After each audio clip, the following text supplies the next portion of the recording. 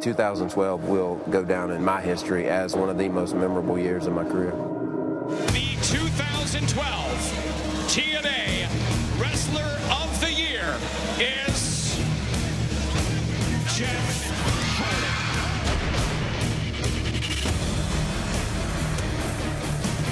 I wanted to have a great 2012, and I did, and this confirms that. Cut the crap! Cut the crap! When I was the World Heavyweight Champion, there was nothing more important on God's green earth than that World Heavyweight title. I set records.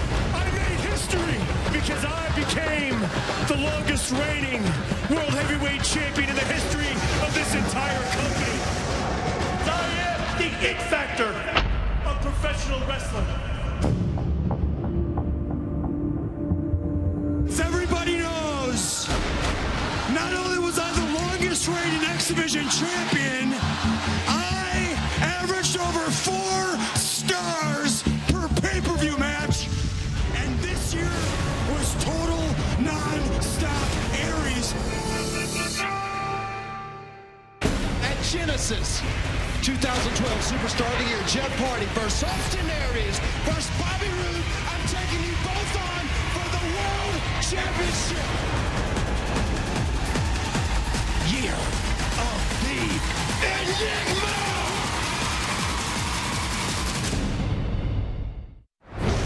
And now, TNA Wrestling presents Genesis.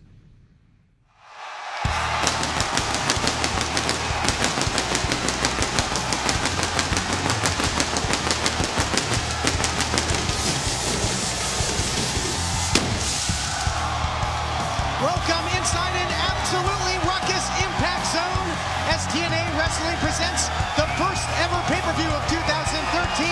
It's time for Genesis. Hello everybody, it's Todd Keneley, the Professor Mike Tenay, the Human Suplex Machine Taz. I gotta tell you, I am fired up. What a night of action. 3 championship matches, including our huge main event, Jeff Hardy putting the World Heavyweight title on the line. Todd, tonight Jeff Hardy defends that world title against 2 former world champions in Bobby Roode and Austin Aries. Recently on Impact Wrestling, our general manager Hulk Hogan ruled that this match will be contested under elimination rules. After one man is pinned or submits Taz, it all boils down to one-on-one for the world title. And guys, I'm telling you, there's 2 very credible former World Heavyweight Champions gunning for Hardy's championship tonight. In my opinion, I feel like Jeff Hardy's title is in deep jeopardy tonight. Could be. What better way to start things off than with championship action? It's going to be the World Tag Team titles up for grabs. The champions, Chavo and Hernandez, defending the gold to start things off. The following contest scheduled for one fall is for the World Tag Team Championship. Introducing first the team of Joey Ryan and the Blueprint, Matt Morgan. Explosive entrance here for the challengers. Got a Hawaiian shirt there by Joey Ryan, a little Magnum PI action, maybe a little Magnum JR. And that man behind him certainly casts a huge shadow, the Blueprint, Matt Morgan. Got a little taste of what we're going to see tonight, this past Thursday night on Impact Wrestling. We were hearing from Matt Morgan and Joey Ryan. And the reigning champs, Chavo and Hernandez, just couldn't take it any longer, and things got physical. Joey Ryan, Joey Ryan kind of runs to his own little beat. That's his deal. I mean, he's starting to grow on me. He's growing on me Really? more like a wart. Almost like a fungus. Like a oozing fungus, yes. And their opponents, the World Tag Team Champions, Hernandez and Chavo Guerrero. Yeah, Joey Ryan can certainly have that effect on people, and he has done just that to these 2, the reigning and defending World Tag Team Champions. They've been defending the gold ever since Bound for Glory, Mike. And I like what I saw Thursday night. I like the fact that the champs weren't going to take a back seat to the Blueprint and Joey Ryan. Tonight, tag titles at stake. This is a return match from last month at Final Resolution. That's right. You'll recall in that matchup. It was a disqualification, so these two teams trying to settle the score tonight with the coveted gold up for grabs. Definitely big opportunity here for the very large Blueprint Matt Morgan and Joey Ryan, who again is just, well, he's as slimy and sleazy as it comes. He's bringing Sleazy back, right? I always hear you saying that backstage, Todd. You're running around. Joey's bringing Sleazy back. Joey's bringing Sleazy back. Why do you say that all the time? Oh, that's one of his catchphrases. If anybody can, he can. But why do you say it? Will he put a tag team title? And why is he saying it backstage? Not a busting chops, relax. All right, there we go. That's what it's about right there, baby. The World Tag Team titles. Let's see. Can the challengers get her done right here? Bell sounds, and here we go. Tag team titles up for grabs. What a way to kick things off. Huge event tonight, 3 title matches. Kicking things off with tag team title action. Should be a good one. Mike, as we've touched on, these two teams know each other so well. What can the challengers do to make the difference and actually take home the gold tonight? Well, I think that Joey Ryan needs to, well, set the tone and maybe set the table for the Blueprint Matt Morgan to exploit the power game on the opposite side of the ring. I think maybe you can say the same thing. More experienced, Chavo, Guerrero Jr. He's got the big man, Super Mex Hernandez in his corner for him to play the power role. Well, Joey Ryan made a big mistake. I mean, he turned his back on his opponent and kind of showboated a little bit to the camera. Chavo wasn't having it. Oh, look out here. Hernandez, Super Mex has a hold of Joey Ryan. Going to set him on a trip here. Yes. Big throw there by Hernandez early. Good. Shows that power of Super Mex. Freak-like strength. And great continuity being shown by the champ so far. Frequent tags. And they are really dishing it out on Joey Ryan. Yeah, it's really impressed me since Chavo came to Impact Wrestling late July of last year. He and Hernandez, great chemistry, great teamwork. Look at this. Just immediately, usually it takes a while to click, not these guys. Good point there, Mike, and they are certainly putting it on display. They might catch him early. This thing could be over before it starts. I like what the champions are doing. They're coming right out after the challenges. It's almost like they're trying to climb the top of that mountain. Meanwhile, the champs are at the top of the mountain. Got to be aggressive to hold on to those titles, and they're doing this. Just that. I mean, again, remember how explosive it was. They took it to the challengers on Thursday on Impact in that attack. Joey Ryan putting on the brakes, though, trying to get something going offensively here. Perhaps a slingshot. Oh, that's not what you want to run into. You don't want to run to that strong forearm right there by the massive Matt Morgan. What a beautiful forearm, right on point, right on the jaw of Chavo. Taz, to your point about massive, you and I for many years have been around some of the biggest competitors in the professional wrestling business. But backstage, locker room area, when you see someone like Matt Morgan, you're just in awe of this guy's size. No, TV does not do Matt Morgan justice. He is just a gigantic individual. Hey, he's an absolute monster, and it doesn't take much. We talked about that one forearm, changed the complexion of this championship matchup. Nice drop kick there. Good elevation by Joey Ryan. Taking down the veteran. We heard Matt Morgan. Matt Morgan screamed to Joey, hey, and I'll quote him, hey, cover him, you moron, unquote. So that's a good job by Morgan to kind of direct traffic from the sidelines. And when Morgan barks out orders, I think you better well follow him. You have to listen. You definitely have to listen. Chavo, always the fighter, loaded with heart, just keeps bringing the fight. Uh-oh. Watch out, Ryan. Watch out. Whoa! Chavo trying to go high risk. Look at the agility. One half of the tag team champs. Here we go. Great job by Chavo Guerrero to get his partner in the way he did it, showing that athleticism. Here comes the big boy now. Timely tag there by the champions. And Hernandez is rolling. Oh, my goodness. Did he ever send him up in the air with that body drop there? Back body drop. Back drop's the word. Back drop. That's the word we're looking for. Yeah, that's right. Sorry to make a good basic move. But he can tell you the triple flip, Del Stolly, Lindy, whatever the hell they call it. He can't tell you what a backdrop is. Anyway, I digress right now. The two big men, the former partners. Yeah, long-term history. Battle. Yes. You're right. Former partners and current rivals going to go face to face. Oh, man, I kind of wanted to see. You and me both, Taz, but Joey tagged himself in. And Joey is a legal man. Matt Morgan, though, taking advantage, taking down Hernandez. Yeah, to your point, I believe a tag was made. And now Morgan saying, get in here. 2 tags. Why not? I have 1, 2, 3, bunch of tags. Well, first one doesn't get you, the next one will, right? Unique set of circumstances that bring Joey Ryan and the Blueprint Matt Morgan together. You recall, you mentioned it earlier, Bound for Glory, when they made that association, both Ryan and Morgan feeling like they were both overlooked and disrespected by TNA and Impact Wrestling management. I'll tell you, good, Todd, you got it. Absolutely, that formed this really unique union, but will it pay off tonight? Will they take home the gold? Go ahead, Taz. Well, it was a pretty gutsy move by Joey, just to hit someone as big and strong as Hernandez in a front face lock, and he held him at bay. That was impressive by Joey Ryan.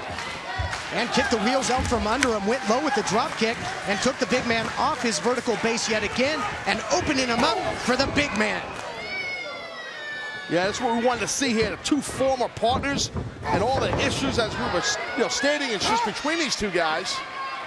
That's what you want over here, huh? Big headbutt there. Again, Matt Morgan, just that slow, methodical pace. He'll absolutely stalk you, like getting hit with a bowling ball with that headbutt, but tag made back into Joey Ryan. Yeah, great strategy here, Taz, especially with Morgan putting the blow on Hernandez and making sure that Hernandez is on their side of the ring, cutting off the ring. It's tag team strategy at its best. Oh, sure is. Keep him in that corner and just wear him down. The bigger man, the bigger, stronger man, wear him down, and Chavo Guerrero has to stay across the other side of that ring watching. Nothing that Chavo can do to help his partner. And now the continuity being shown on the other side. You know, early parts of this matchup, it was the champs that were clicking. Hernandez has got to fight his way out of there. Can he do it? Runs right into a big discus clothesline there by the Blueprint. Great job. The quickness, the spin by Matt Morgan. Beautiful job. So athletic. Talked in the past, his basketball background. This guy's so agile for a man of his size. Just puts that extra velocity into everything he does and just muscles them right back into their corner. Surprise there. He was almost daring Hernandez Supermex to go to his corner. He kept screaming, make the tag, make the tag. Then he quickly cuts him off, sends it back to the corner, and tags in Joey Ryan.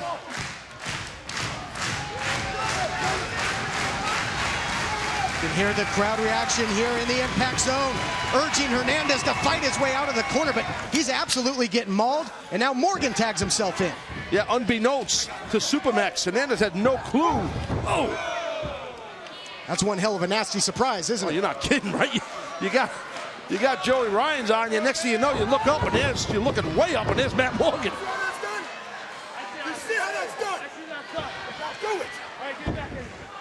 And again, Morgan really being the general of this team, saying, you see how it's done, now get in there and do it. Yeah, taking control. The team captain here barking out the instructions to his partner, Joey Ryan. Player coach action.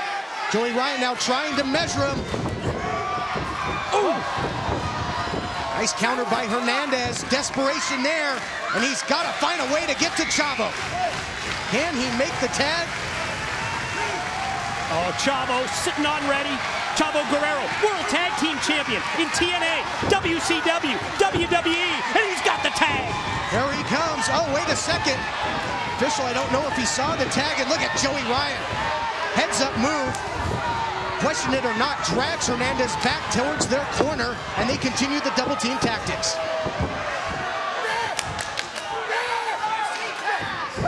Boy, that's a bad break for the champs, and it could cost them. Well, you can see right here, just Morgan. Ryan had him. He's not having it. Now saying no tag was made on the other side. Well, we're going to get back to the original legal men one way or another, aren't we? So the more things change, the more they stay the same. But there's a legal tag, and wow.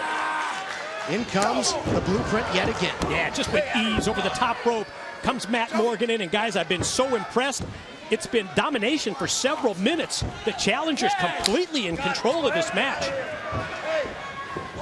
Good point there, Mike. Yeah, they are really dictating the pace, and what a wide open shot there. Oh, man, another one. Joey Ryan, I'll tell you, like it or not, he has this mean streak to him. I love the mean streak that this guy has. Here we go. Hernandez got to kick out here. It's tough to get a pin on someone as strong as Supermax, as Hernandez. Such upper body strength, you know, it's hard to get that lateral press on a guy like that. Hernandez, the true definition of a tag team specialist. 6 times world tag team champion with 4 different partners, but he's got to get his current partner, Chavo, into this battle. He's the fresh guy. He's rested and ready. Sure does. Look at this. Beautiful backbreaker there. And again, it's just like the last-ditch effort, using the last bit of energy, but he's got to find a way to crawl to the corner now. That tilt-a-whirl backbreaker could be the difference, and there's the tag. There we go, no question about it this time. In comes Chavo's sunset flip, creating that distance. Oh, nice drop toe hold, real good, quick feet by Chavo. Oh, look at him roll here, literally. Chavo, one step ahead of him there, gets the block. Joey Ryan reverses him into the corner, and now nice head scissors takedown by one half of the tag team champs. Chavo, Guerrero in the zone, and Joey Ryan, he's in deep trouble. Well, there's one amigo. There's 2 more coming. Tribute to his family legacy and heritage, the Guerrero family with those 3 amigos. Completes it there, gets the trifecta. And I gotta tell you see Matt Morgan on the outside looking none too happy about this flurry of offense. Look at that, Matt Morgan. Just blocking the way, but one bull, here comes a second bull. Matt Morgan putting up a hell of a force field there. Might have saved his partner, and there's shots at the titles. Missile drop kick. How about Morgan still on his feet after both Chavo and Hernandez with the offense? Whoa, he stopped him dead in their tracks. Look at this, look at this, look at this. A nice counter by both men. Look at a champ. Finally, the double drop kick, and he went right over the back of his own partner, Ryan. Joey Ryan, you better turn around, buddy. Some right out of the playground there. Hernandez trying to get Joey Ryan up. Oh, boy. Oh, God. Oh, that was sick. Joey Ryan used to being contorted from time to time, but nothing like that. Frog splash now by Chavo. Deep hook of the leg, and the champs do it again. Your winners and still World Tag Team Champions, Hernandez and Chavo Guerrero. I gotta tell you what right now, I think I'm speaking for most of the world. I don't know what was worse, that vicious, violent powerbomb or getting the opportunity to see Joey Ryan's thigh. That was very uncomfortable. So anyway, not easy at all for the champions. Great job by the challengers. But right there's your frog splash, retaining their titles, Chavo and Supermax.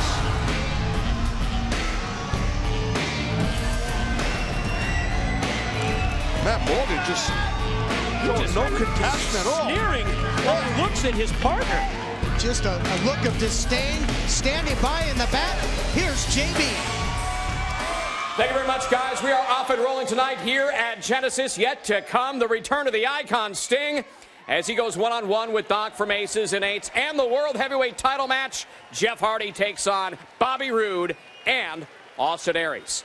But a matchup we found out about just this afternoon. Samoa Joe making the challenge to my guest at this time, Mr. Anderson. And a lot of people are asking, what is your stance on the Aces and Eights? God, I'm so sick of it. What's your stance on Aces and Eights? Why don't you guys are so cliquey around here, you know that? If you want to be friends with these guys, you can't be friends with these guys over here. It's ridiculous. Grow up. We're just hanging out, having a really good time. Seriously, a really good time. Okay, now as far as Samoa Joe and Kurt Angle are concerned, look, Kurt Angle was the guy that called me out the other night. I showed up to fight. He decided to start rolling around on the ground with those guys. Okay, apparently he had better things to do. I went and got a frickin' steak. Medium rare. So, Joe, you want to call me out? You want to blame me for Kurt Angle's demise? Fine. Thank you. Thank you for that. I appreciate the compliment. I'll see you out there in just a few. And the same thing that was going to happen to Kurt, going to happen to you.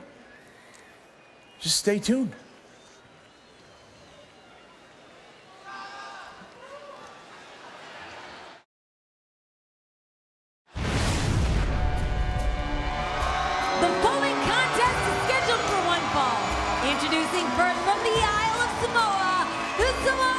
submission machine, Samoa Joe. Samoa Joe showed up to the Impact Zone today in one hell of a foul mood. He thinks that Mr. Anderson had something to do with that attack on Kurt Angle this past Thursday, and he wants revenge. Well established. Kurt Angle, the Olympic gold medalist. He doesn't need anybody fighting his battle, but I have to admit, I love the unity that we have seen between Kurt Angle, Samoa Joe, fighting for that common cause against Aces and Eights.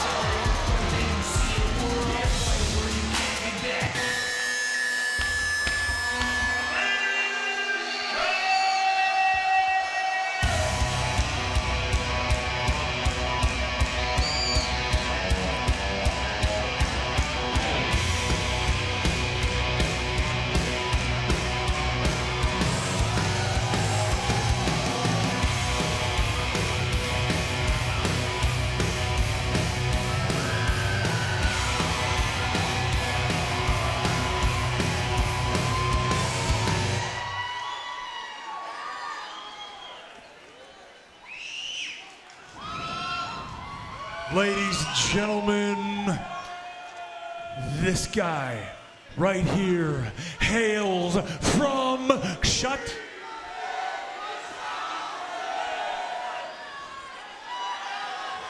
from Green Bay, Wisconsin.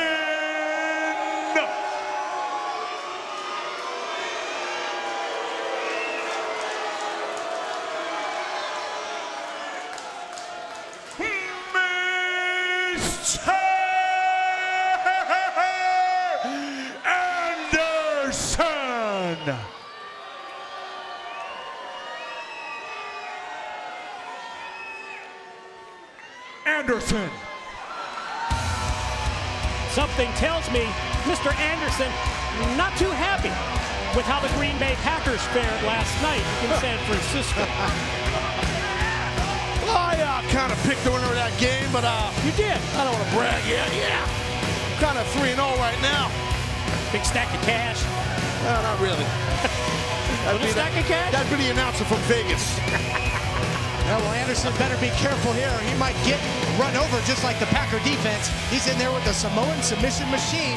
Great to have this grudge match, added attraction here to Genesis. You never know exactly what you're going to get on these huge pay-per-view events. What do you guys think? Mr. Anderson trying to walk that fine line. Doesn't want to be defined in terms of an association. But was he behind the attack Thursday night by Aces and Eights against Kurt Angle? Well, certainly, suspicious, some of the circumstances there. But, it might just be that the only side that Anderson is on is his own. Well, the way the battle lines have been drawn between Aces and Eights and the Impact Wrestling roster, it's tough to play both sides against the middle. It's tough to deny everything that we've seen for the past several weeks. Anderson plotting strategy in the clubhouse with Aces and Eights. It's definitely, I mean, who the hell knows? It's definitely strange. I mean, look, I said the other night, on Impact, I don't think Anderson has to answer anybody. If I'm Anderson, I'd have the same attitude. He just got pie-faced. I would just do what I want, say what I want, and do it the way I want to do it. Why the hell is why does he have to answer anybody, Anderson? Exactly. Well, but always willing to step up to a fight. Look at the eyes. You know Samoa Joe quite well. Oh, look at that. Taking advantage to get the early advantage of this matchup, but Joe just gets him in the corner, going to start peppering him with strikes. Yeah, once Joe gets you in that corner and starts bringing those hands, those feet, with that rage and intensity, he will just beat you down, man, badly.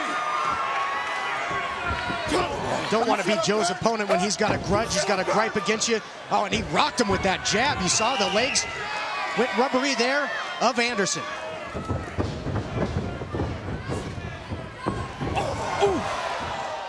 That's a tough thing to miss right there. You go sternum first, and then bam!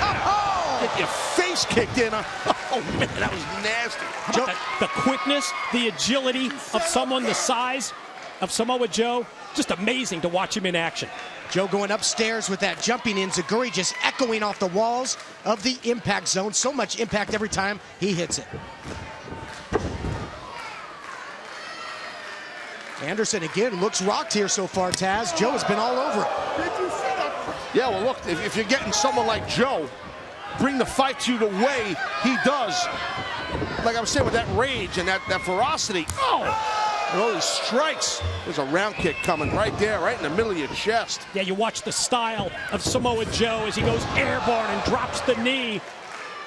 Extensive judo background and trains with so many MMA fighters as well. It's a lot behind the striking prowess of Samoa Joe. And of course, living up to the moniker as well of being the submission machine, the Samoan submission machine. So well-rounded is Samoa Joe. And even though Anderson is always ready for a fight, able to brawl, and look at him fire back here. I don't know if you want to get in a striking contest with Joe. Isn't it Roddy Piper said, don't throw rocks at a man with a machine gun? Yeah, I remember that actually. It's funny.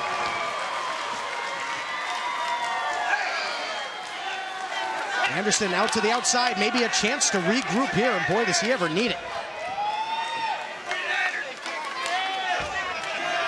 Joe gonna take the fight right to him, though. Yeah, Anderson is, you're right. He's trying to regroup, and Joe's doing the right thing. He's gonna bring the fight to him. He's not letting him regroup. He's not letting him catch a breather. Joe is all over Anderson, man. Yeah, and after every blow, we hear Samoa Joe screaming, "Answer me." He wants an answer. Whether Anderson is 100% aligned with aces and eights, and he's going to take it out on Anderson right here and right now. Forearm shot that was. Well, Anderson mentioned in his interview, you know what, the same thing is going to happen to you that would have happened to Angle if we faced each other one-on-one on Thursday. You're going to get beat. But I think on the flip side, Joe, much like Angle intended to do, wants to beat some answers out of Anderson tonight here on Genesis. See, Joe is smart to go in there and break the count, but that little hesitation of him going under that bottom rope to break the count, it left an opening for Anderson, and he took advantage of it. Never discount Anderson among his credentials. Wow. Two times world heavyweight champion. Oh, and he just got lit up. What a shot to the chest with the chop by Joe. Yeah, that was strong right there. That strong style of Samoa Joe. Ooh. Heads up move there by Anderson, though, and I think Joe's, clipped his knee on those steps.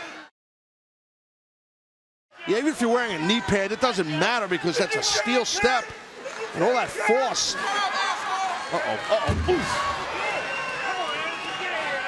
Oh, and now, wow, what a leg kick there by Anderson, right to the back of the knee. Yeah, well, it looked like it was more to the hamstring. That's what it looked like. Maybe you're right, it might have been the knee. I couldn't really tell, but still to the back of the leg to weaken that wheel of Joe.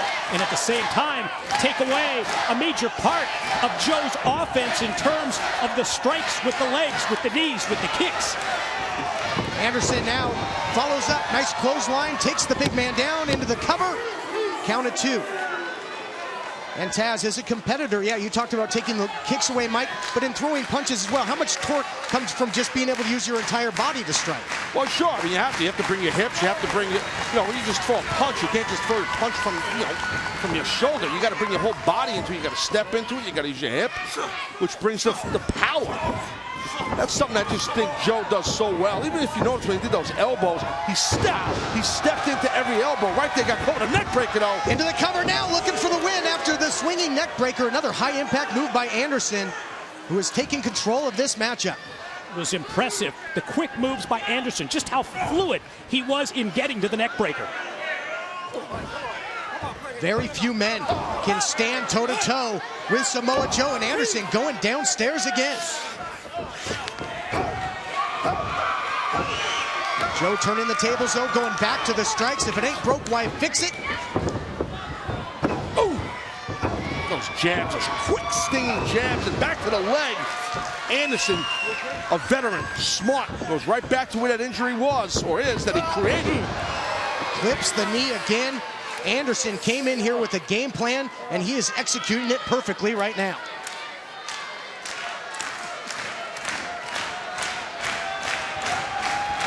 Joe just there trying to get some motion in that leg, testing the range of motion in the knee.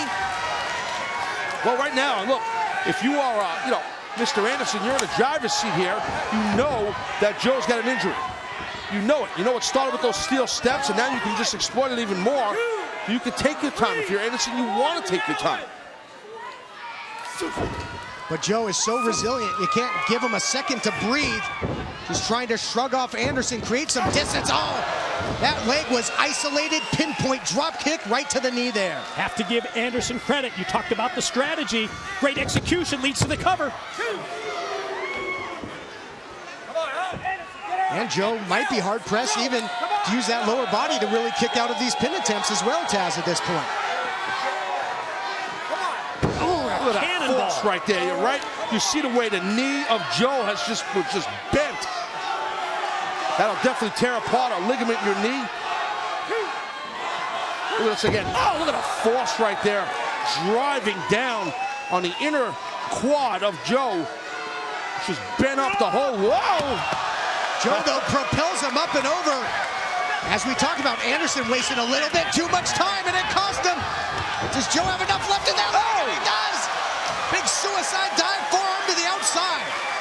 Yeah, you talked about the strong style offense of Joe, patterned after Japanese wrestlers like Kenta Kobashi, the late Mitsuhara Misawa. Of course, Joe wrestling on many tours of the Orient, able to fight through the pain right there, to leave his feet, go airborne, and connect with the elbow suicida, that suicide dive. Suicide dive there in more ways than one, though, Taz, because as he went with the strike, he left his knee open. I think he might have hit hard on his knee on the floor. Yeah, but he definitely bought himself some time. And I think that's why Joe did such a high-impact, high-risk move to, buy some time to regroup from that injury on that knee. That's just me trying to get into the head of Joe.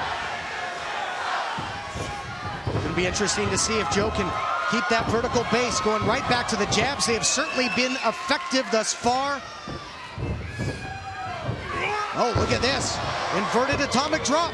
Joe starts to roll here. Oh, dropping all that body weight down with the senton. Into the cover, looking for the win. Joe's in pain, though. He's in pain. That knee is bothering him. Just when he went for the cover, pushing off his knee to pivot. You see his face, the pain he was in. This has been a physical battle from the get-go. High velocity. Great, quick snap power slam by Samoa Joe. Awesome. Incredible how quickly he can turn his opponent over in midair, drive him down. All the hips, all hips. That's what that is. Anderson going right back, though. He knows that's his best shot to win this match, and then goes upstairs with the drop kick. Got great height on the drop kick. Really caught Joe in the face. Oh, my goodness, look out. Uh-oh! Joe trying to cinch in the coquina clutch, but beautiful counter there into the jawbreaker by Anderson. ST Joe out of the corner. Where is he finding this from? Well, he's in the zone right now. He's trying to I guess his knee kind of recoup a little bit. I still think that big suicida dive he did earlier helped him regroup a little bit. But right now, it looks like Anderson trying to fight this, whatever Joe's got in mind, which is probably, you know what? Look, wait a minute. Wait a minute, hold on here.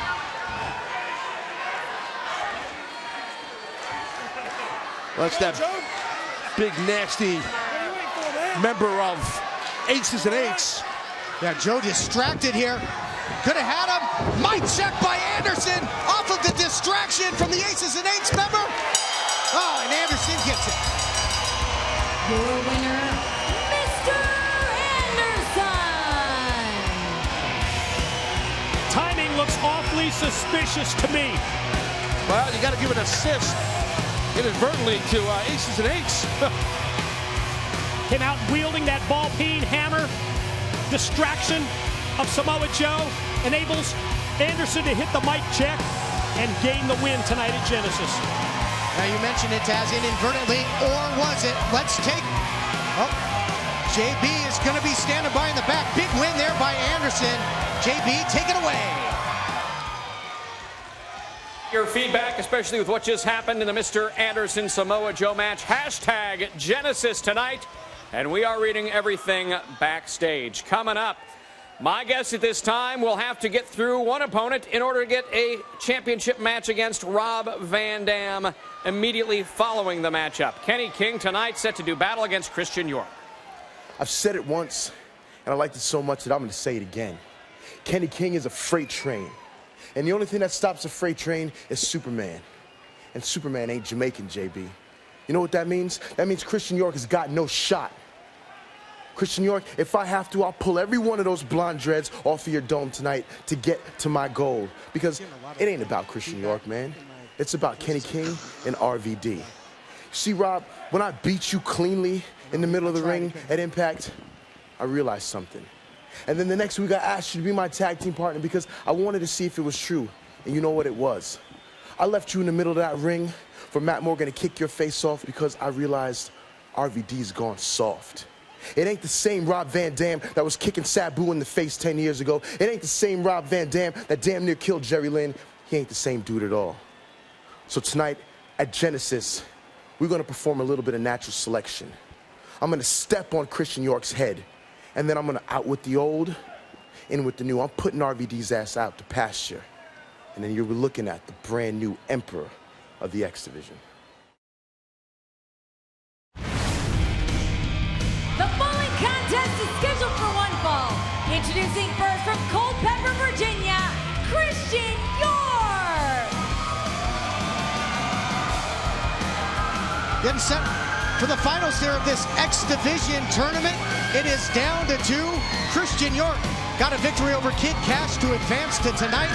If he can get by Kenny King, he will earn a shot at Rob Van Dam for the X Division title. And guys, whoever wins this match has to go directly into that X Division title matchup. Going to be a true test. You're right, because immediately following this X Division tournament final, the winner will face RVD for the gold.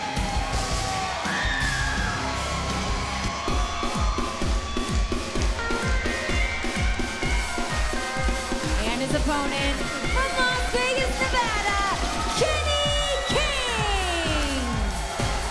Kenny King from Sin City advanced just this last Thursday night on Impact, getting a win over former X Division champ Zema Ion. And we have seen the paths of Kenny King and Rob Van Dam cross several times in the past month.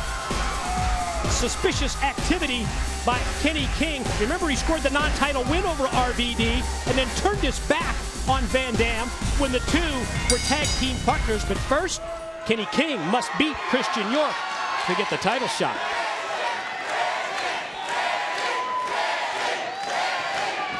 Well, both these young men in great condition. You can see that's pretty obvious. Similar styles, but I think I would probably give a little bit more of the athleticism edge to Kenny King. You're going to have to be in great condition, Taz, because there is no rest period. It's this tournament final, and then immediately following, it's the title match. Yeah, good point there, Mike. You know, this time of year known for the playoff system, but you know, you don't have the AFC, NFC championship game and then go right into the Super Bowl. That's the predicament that these two find themselves in, so you got to try and do away with your opponent as quickly as possible. Yeah, 0 downtime. Going to see if the winner of this match, what kind of cardiovascular condition they're in, going to have to be at the peak. With Van Dam waiting in the on-deck. Oh, yeah, that's exactly. You're dealing with a Rob Van Dam that's going to be 100% fresh, super fresh. So it's tough enough to beat Van Dam when you're 100%. You can only assume that. Oh, nice Japanese arm drag there by Kenny King. And one the other way by Christian York. Rolls through now, looking for the cover, looking for the quick win. Only a count of 1 there. Pinning combination now by York. Both men trading 1 counts. Both men going for the drop kick. What action to start this X Division final. So I think I was right on that athleticism part about Kenny King, by the way. That was pretty cool. So much on the line. High stakes matchup. Shot at the X Division title hanging in the balance. Oh, look at this. Just slap. Blatant disrespect there by King. I think we've all been so impressed with the perseverance of Christian York. You know, he holds the distinction of appearing on the first ever show in the history of TNA over 10 years ago. He teamed up with Joey Matthews that night.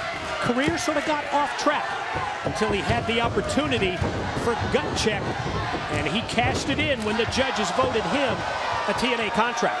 Well, turnabout's fair play, and you can slap me, I can slap you back. And nice kick right there to the gut. Look at that. Beautiful.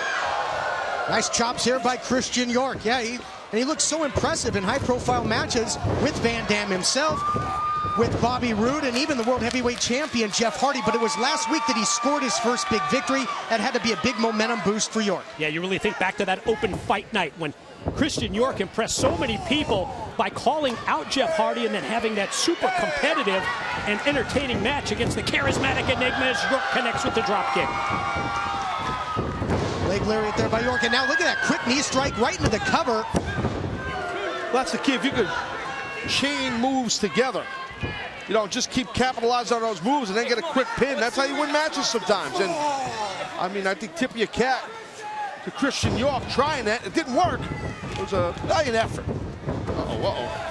Kenny King sends him to the outside, though. Look out.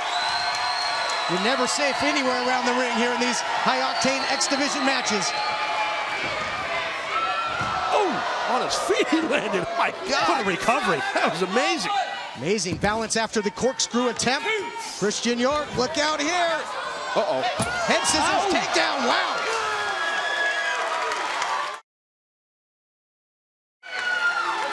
We talked about the journey that Christian York took to get here. What a culmination it would be if he can move on to the title match and somehow defeat Rob Van Dam and make history tonight here on Genesis. But on the other flip side, think about the sacrifices that Kenny King made to be here.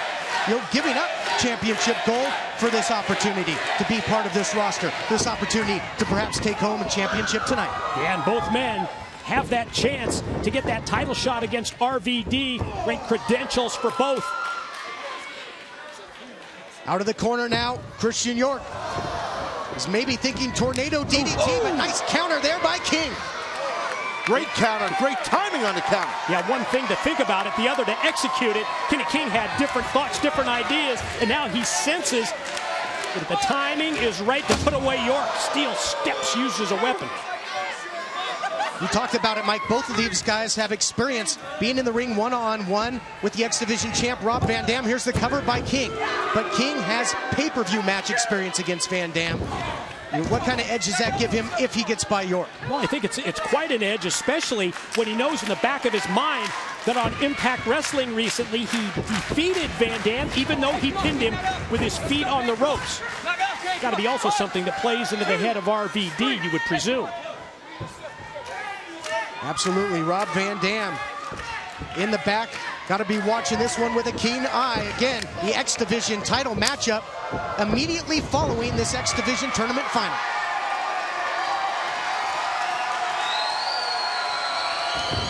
King now going for the cover again. Well, he really likes to shine under the bright lights here in the Impact Zone. That's his thing, you know. And I think that's who Kenny King is. It is. It's his personality. Sure, that's what you know. That's what motivates him out there, and I think that's why he's so talented. That's just his whole swag, his whole style. Also works in Las Vegas as a Chippendales dancer. See, it's all part of the package. Don't you live in Vegas, Mike? Really? Of course. Just, you know, guys give me, you know, stuff with Joey Ryan. Just asking. Got caught. Oh, fair nice question. suplex there by Christian York. Caught him in midair, the way he just popped his hips. That was a great job by Christian York. Didn't expect that out of him. Just turned on a dime there. Yeah, nice counter. And now picks up steam with the clothesline. York with a chop. Starting to roll here. He's got Kenny King off balance. Nice variation of the side Russian leg sweep. A little different wrinkle to it there. Especially the way that he held on the head of Kenny King. Here comes York, full speed into the corner clothesline. Yeah, no give in the corner. The way that he hit that clothesline looks to follow him in. Oh, what a knee! Quickly into the cover goes York, looking to put him away. Only a count of two as this X Division match rages on. I don't know how that knee did not knock out Kenny King. I mean, really, that was on point. Mike, you've been here from day one. You know how important the X Division has been to TNA Wrestling. And these competitors so well-rounded, they can really do it all. Yeah, for so many years, it defined what TNA and Impact Wrestling was all about. Initially, some 10 years ago, it's what put TNA on the map, the X Division. Both men in a precarious position here. Looking for that cartwheel kick, and now, but it's York that hits it. These guys have been countering each other from the get-go. It may be a game of he who counters last, counters best, and gets the win and moves on.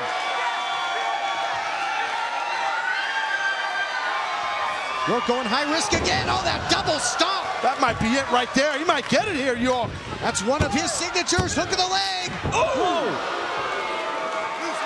God, if you're Van Dam, what are you thinking watching this?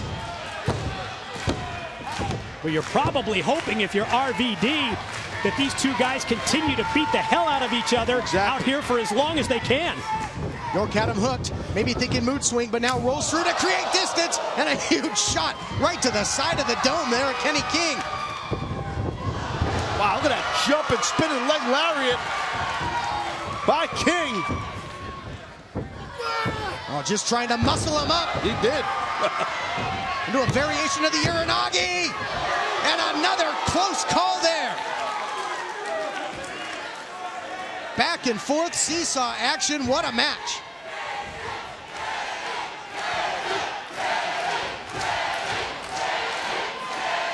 Importance of this match reflected in how both of these guys, York and King, really laying it all on the line here. High risk up here on top. Look out. Again, the agility of King, but he's caught with the crossbody, but the momentum takes him through his feet on the ropes. Referee saw it, not able to get the win like he did recently on Impact Wrestling against RVD with the assist from the leverage of the ring ropes. And to Mike's point, Taz, as this match continues to go into deep water, they're taking it to each other, and that's taking more out of these guys going into that potential X Division title match. Right there, nice standing switch, and he went for that back half Nelson suplex. I don't know if Christian York got it all, but he popped it off to a degree, and well, he definitely missed that. Yep, missed the dreamscape there in the corner. Double knee strike, shotgun knees by Kenny King into the cover. He might catch him here. Shows how important an opportunity at the X Division title is. Both of these men are tearing each other apart. Digging way down deep, staying alive in this match. Oh, look at this, backslide by King. York able to get out of there. Oh, pull of the hair. Kenny King, whatever it takes, right, Mike? Said earlier, pre-match interview, that he would do anything within his power, including pulling the hair of York. Oh, York! Oh! Oh, man. Your winner, Christian York! York was looking for a Mahistral cradle, or King was rather. York went for it earlier. York caught him mid-move and able to look get the at this, look at this. Oh, no! Oh! God!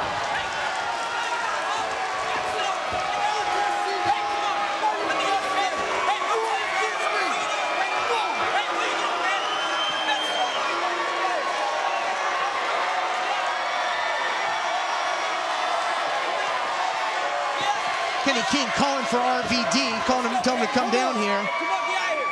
Talk about you want to make a statement. That's how you do it if you're Kenny King. It's a sore loser is what it is. Well, you know what? He figures he got beat by the guy. You don't want the guy, meaning Christian York, winning the X Division title. The following contest scheduled for one fall is for the X Division Championship. Introducing from Battle Creek, Michigan, Bobby Roode. Rob Van Dam, the X Division champ. When we talked about, you know, how a tough matchup could really take something out of whoever moved on, but that is ridiculous. The attack by Kenny King on Christian York, who's clutching his neck. No, he got driven on it hard. Van Dam. It should be easy pickings for Van Dam here. Zero downtime. No rest period for the X Division tournament winner and the #1 contender, Christian York. Got to go right into the fire right here and right now. Referee Brian Stifler attending to Christian York. He's letting them know, hey, you got to get to your feet. You got to start this thing. X Division title about to be on the line. Well, believe me, Van Dam probably wishes the guy was 100%, but You gotta do what you gotta do. Well, you'll recall on Open Fight Night, Van Dam said how much he respects Christian York. You gotta think that, right, Taz? He doesn't want it like this. You don't have to do this. What do I do? Christian, what's up, man? What's up, man? Ain't no match, man. You can't continue, can't continue. What are you saying, man?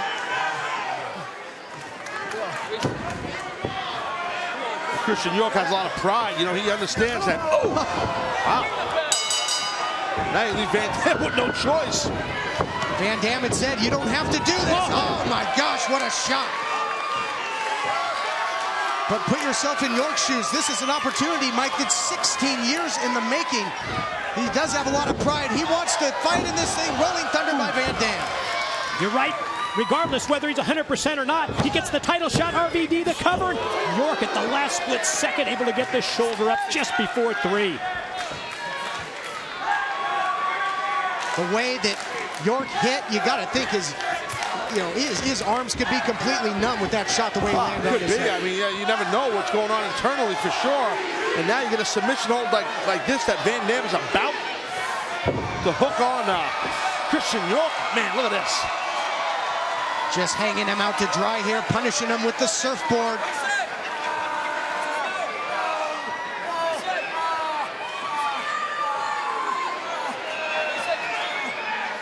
Now, what is this Christian York made of? Now into a pinning combination by Van Dam. How strong is Van Dam in the meantime? The power of Rob. Stay down. Yeah, Van Dam telling him stay down. This might be it. Van Dam doesn't want to keep beating on him like this. Key word that you used earlier, Taz, pride.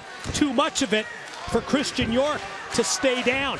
Van Dam told us recently on Impact Wrestling just how impressed he was with Christian York, calling him the future of the X Division. That's how much he respects Christian. I don't blame Christian York. Listen, he knows he has an opportunity to win the X Division title. You can't blame the guy. It's just he had to go for that battle with Kenny King, and then Kenny took the low road and just dropped York on his head. And now we're at this point here for the X Division title. Van Dam trying to capitalize with that head scissors, just trying to wear down York, targeting that neck. Oh, and the late drop from the inside to the outside.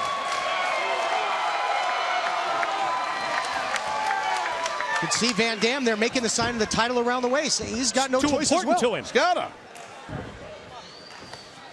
Got a championship to defend here on pay-per-view on Genesis. Jackknife cover now, trying to put him away with a pin. Told him again to stay down. But if you're Christian York and all the years that you have put in to finally gain this spot on the Impact Wrestling roster, there's just no way that you're going to stay down. There's no way you're going to throw in the towel here. Yeah, he knows just how hard opportunities are to come by, and he's got to fight with everything left in his body. And my goodness, what could he possibly have left? Caught Van Dam there as Van Dam charged in, and another huge knee strike. If he can cover him, he might have him knocked out here. Caught him flush, right in the head, right in the face. What an explosive move out of the corner by Christian York. Van Dam has got to be absolutely rocked. York's got to find a way to capitalize, however. Van Dam able to counter out of that. Both men jockeying for position now, and Van Dam counters with the elbow out of the corner. Springboard, and another big shot by the X Division champion. After all these years, I guess we shouldn't be surprised at the resilience of Van Dam. But after taking that big roll up. Oh my goodness! That was close. Almost had him there. Van Dam's got to be careful, he can't get caught. Speaking of getting caught, what another shot there by the champ. So quick, Van Dam, so quick. Lethal. Van Dam now, though, starting to brim over with confidence. Up to the top, looking perhaps to put him away. 5-star frog splash, but somehow York counters again. Roll up, looking to put him away. Quick try with the side roll by York. But then he eats the boot. Just got popped hard right there. But that thrust kick by RVD. And if York wasn't knocked out earlier, he might be now. What just a superhuman showing here by Christian York continues to fight on here in this X Division matchup, looking for that half Nelson suplex again. Well, let me tell you about that half Nelson suplex with Rob Van Dam. I've hit him with that suplex many times, and it's tough to keep him down with that or any suplex. Trust me. Van Dam trying to put him in harm's way here, but again, just the fight of Christian York will just boggle the mind. Oh. Van Dam now having his way, though. The challenger to the X Division hung up over that top rope. This is where Van Dam loves to have you, and another pinpoint strike.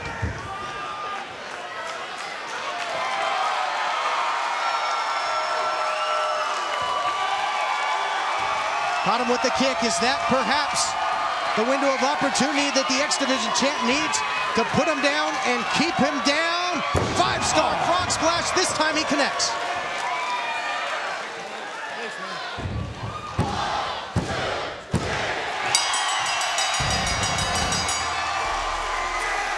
Your winner and still X Division champion, Roode and Aries. Well, Christian York deserves a lot of respect, man, because he put up a hell of a fight there, and he was behind the 8 ball in a huge way before this thing even started, thanks to Kenny King. Agreed. RVD, still the X Division champ. Great win tonight at Genesis. At the same time, props to Christian York for, under the circumstances, having this competitive match with the X Division title holder, Rob Van Dam.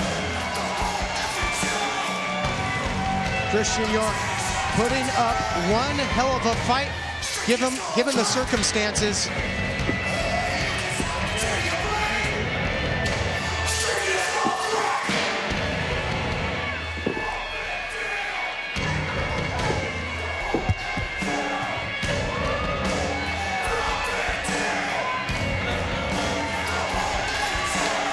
And respect being shown by the champ. That's class right there, gentlemen. Well, that doesn't surprise me. That's that's how Rob is. That's Van Dam's style.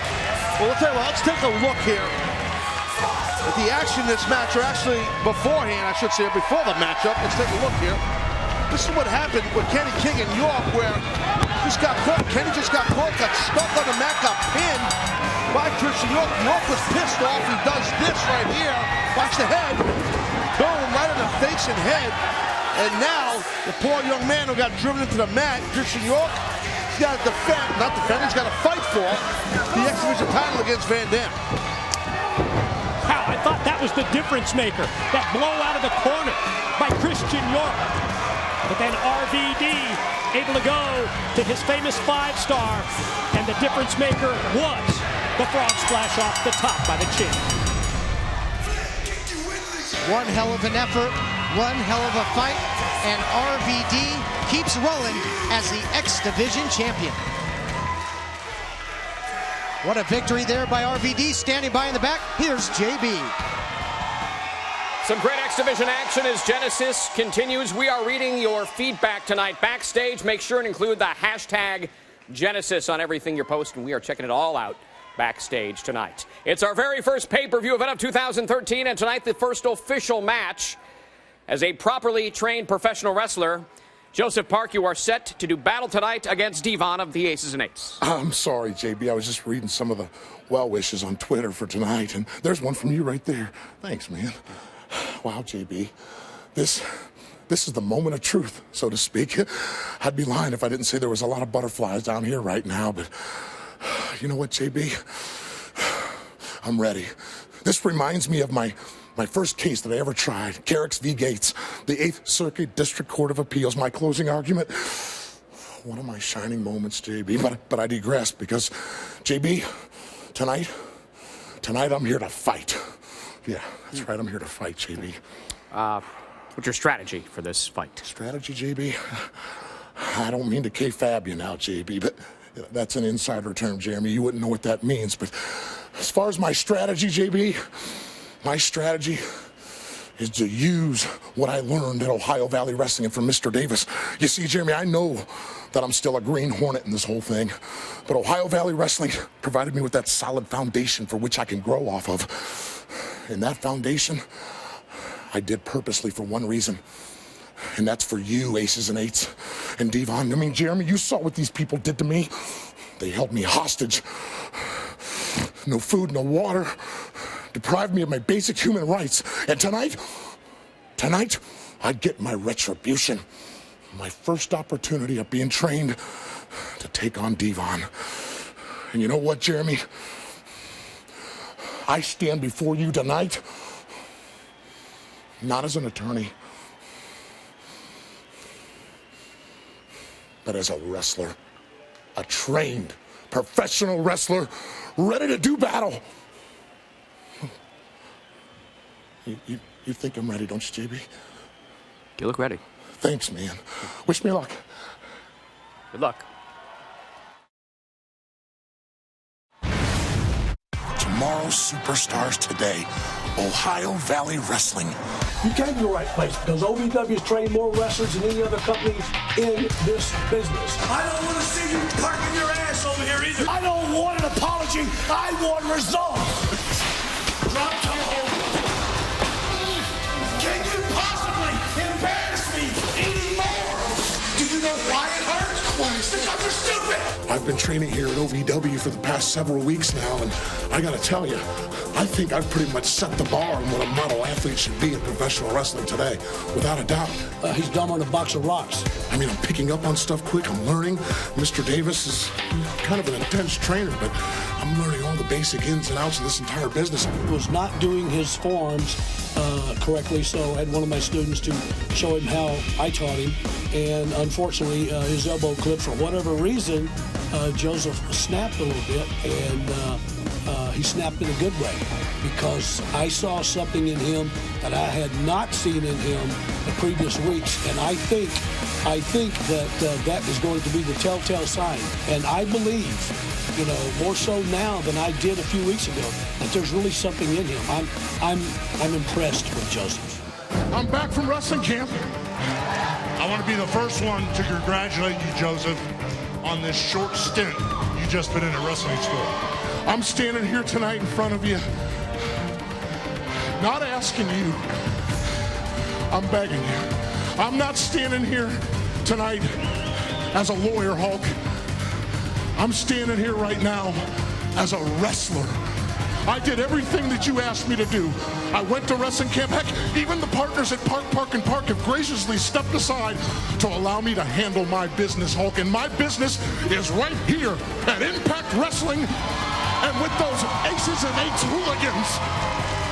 What do you want? What do you want? I want that match that I deserve, Hulk. I want one of the Aces. Whatever you want. You can have whatever match you want. Okay? I got the match. Just give me a break, okay? Yes!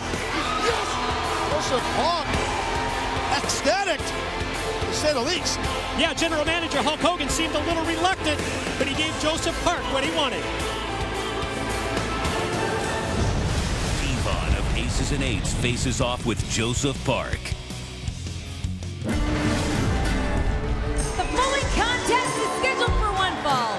Introducing first, representing Aces and Eights, Devon! You know, gentlemen, Joseph Park, the torture that he went through, he wanted to get his hands on a member of Aces and Eights. He went to wrestling school, he trained, but it's weeks of training versus worlds of experience in Devon. Yeah, Joseph Park's definitely gonna have his hands full here, to say the least. This, you know, Devon, the sergeant of arms of Aces and Eights, he's not some student at Ohio Valley Wrestling. I can assure you of that. Yeah, far from it. Nearly 24 reigns as a World Tag Team Champion in every conceivable organization. ECW, WWE, New Japan, of course, TNA.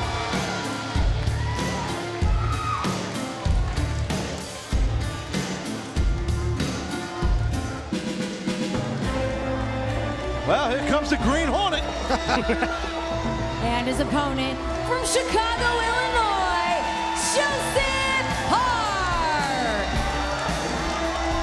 And tell you what, he believes in himself. He's very confident. This old Joey Park here. Look at him. That's a big part of it. Look at that. The fans certainly behind him, you know, saying that he's here not as a lawyer, as a wrestler. Look kind of chances do you give him in the ring tonight with Devon, Mike? Boy, it's going to be tough. The Green Hornet got the green light from Hulk Hogan Thursday night. Mike, as you know, he caught Hulk at the right time. Right. They okayed that match. But in terms of his chances against the reigning TNA television champion, the Sergeant at Arms of Aces and Eights, Devon, going to be an uphill struggle for Joseph Park, let's be honest. Hey, you talked about it, Taz. GM Hulk Hogan certainly had a full plate. Almost gave him the match just to get him off his back. Well, yeah, that's exactly what happened, this past Thursday on Impact. So, right now, listen, Joseph Park, getting what he asked for. So, be careful what you ask for. At the same time, while we maybe discount Joseph Park's chances against the veteran Devon just because of the overall huge experience edge that Devon has, think of how he's driven by all the weeks that he was tortured by Aces and Eights. That's a good point. I totally agree with that. But listen, my opinion, as a former competitor, I don't think Devon is just because of his experience. I just think that Devon is better.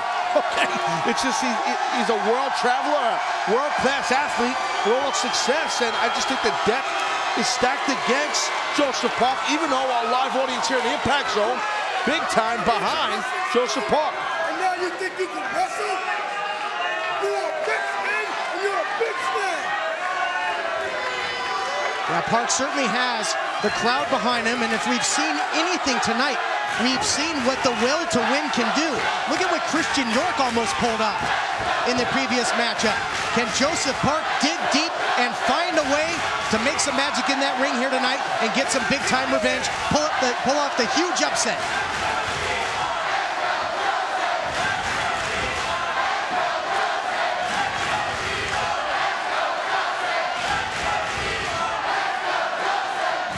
See the eyes of Joseph Park.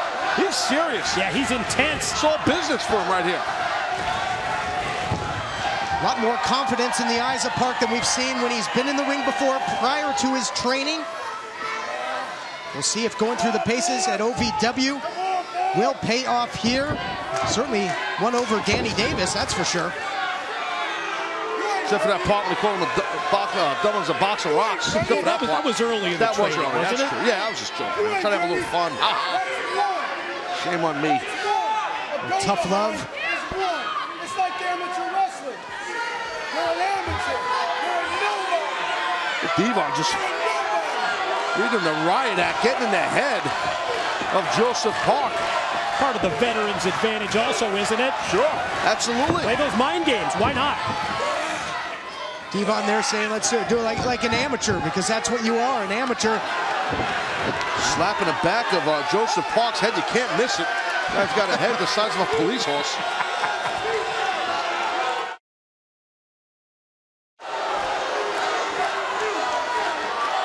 Disrespect thus far by Devon in this matchup.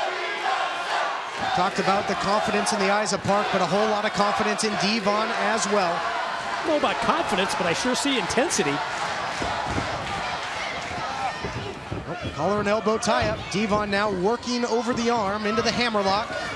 And now takes the side headlock. Reversal back into the hammerlock the other way. So Devon just out-wrestling Park early here. Just some smooth chain wrestling right there. Whoa! Takes the big man off his feet. Now getting popped in the back of the head again. Trying to embarrass him is what he's doing here, Taz. Well, it's working, you know. That's what Devon's about. If you're Joseph Park, do you want to have a wrestling match against Devon, or do you want to have a fight? That's a good question. I don't know. I mean, he has the size advantage, does Park, so I would assume maybe try to get on a mat with him a little bit. Because, listen, it's pretty well documented that Devon, quite the brawler. So I don't know if you want to get to a fisticuffs, as they say, with Devon. Yeah, Park might be, to your point then, Taz, Park might be at a disadvantage no matter how this matchup goes. Well, Devon said, check this out, yeah. A little collegiate style here. I don't know if Joseph Park even knows what that's about, what's going on here. You get a little referee's position, perhaps? We'll find out. And let's see if he was schooled in this by Danny Davis at Ohio Valley Wrestling. Let's see. One hand on the bicep, cup the bicep, one hand around the waist. Come on, Joseph. He knows what he's doing. Look at this. Here we go. We talked about Taz that Joseph would want to get him on the mat. Let's see if he can do it. Well, sit out there by Devon. They tried to sit. I didn't get all the way out. But look at Joseph. Look at this. Look at it. Good for him. What the hell? I don't know what's going on. He just got Devon all pissed though. He outshined Devon. What a takedown there by Park. And then a little taste of his own medicine for Devon. And he put his hands up like John Leo. What's his name, Mike? Help me out. John Leo Jonathan? That guy. Is that where you were going? Yeah, that's where I was trying to go. I fell off a cliff. Impact Zone absolutely came alive for that flurry there by Park. Devon never expected that. Nobody did. And as proud as Devon is, you know he doesn't want to be shown up, and Park's going to pay the price, I think. Well, I think playtime's over right now for Devon. What a body shot it was by Devon. Just crumbled Park to the canvas, and now he keeps up the attack.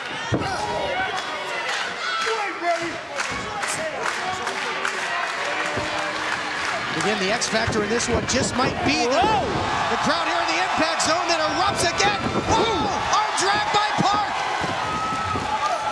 Whoa! Look at that with one hand, one arm. Big scoop and a slam, and the Impact Zone comes alive again.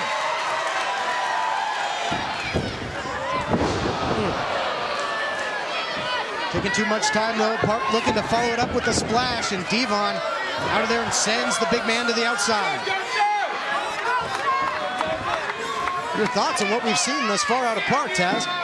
Well, right now, not looking too good. He's got his face jammed into those steel steps. But, I mean, listen, he showed that flurry there. That I don't know. I mean, it might be the last, first and last hurrah for Joseph Park. The, outshine Devon. But right now, it's just been all Devon since that point for the most part. Not where you want to be with Devon on the outside where anything goes. He's right at home out here. Sent Park hard and heavy into the steps. Devon almost got counted out. Devon getting an earful from the fans at ringside as well. The jury is definitely stacked for Park here in the Impact Zone. Well, Devon right now, he can do just about anything he wants. Joseph Park, I mean, look, especially when someone's new at this, they come out of wrestling school, it's from a cardiovascular standpoint. Oh, look at Devon, he just ripped the buckle off. Yeah, what's he got in mind here? Turnbuckle pad. Corner. You mentioned it earlier, Taz. Yep, playtime may now officially be over. Devon has had enough. Wow, what a shot there by Devon. Devon just pounded on Park. Oh, right to the top of the head. It might just be the ropes that is holding up Park is right now, but he just will not go down. Park putting on the brakes. Look at this guy, Joseph Park. He's got some right hand. Hey, look at this. He can run the ropes now, but he runs right into that back elbow. Well, that might be a stretch that he can run the ropes. Yeah, walk the ropes. Kind of, sort of. He swiftly walked towards a rope. Still slightly less awkward than last time we saw him attempt it. Maybe. Devon now, though, poised on the second rope, looking for some high impact. Looking for that headbutt, but nobody home. Look at that. Park. Yeah, one of the trademark offensive moves of Devon for so many years, but not able to connect off the top. But can Joseph Park capitalize now? That was a humongous miss. Double leg by Park, and now he's raining down the strikes. And when Park gets it done, it's not pretty. It's definitely ugly, but it's effective. It just runs him over. On cue. Yep. Yeah, just reinforcing everything that Taz just said. Well, we talked about Park maybe not wanting to get into a wrestling match. When Park's unorthodox, it seems to work for him. Now what? It looked like he counted the 3 buckles. 1, 2, 3. He's gonna a little trouble there. Navigating the ropes. The wheels turning. But he's having a second match with the turnbuckles.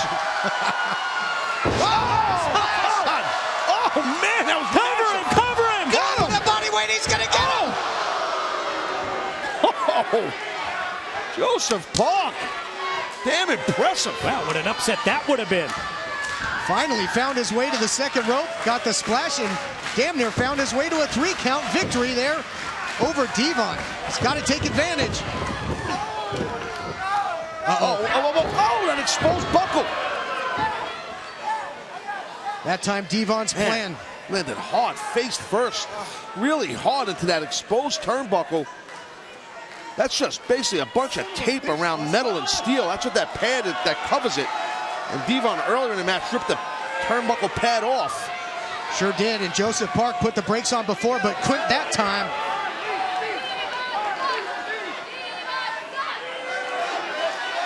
I don't know if he's all right or not, Joseph, but definitely hit it hard. And Devon not rushing right in, but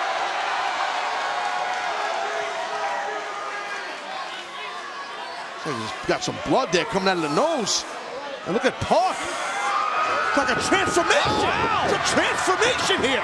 Park just switching it into a whole nother gear. Look at this, look at this. Black hole slam. Whoa.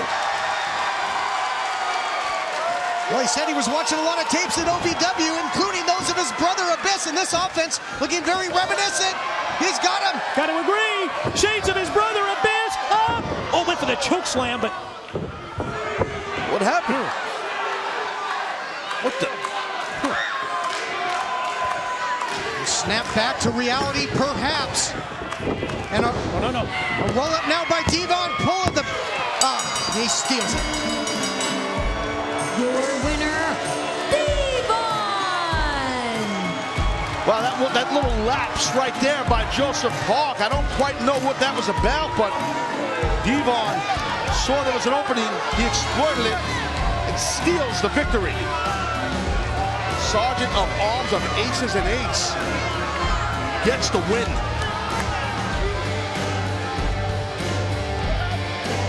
Look of confusion on the face there, Joseph Park. Read his lips. He said, "What happened?"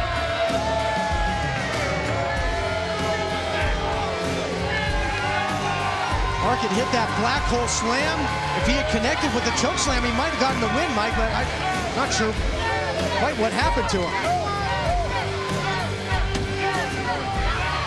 Oh, wait a minute. Whoa, look at this. Oh!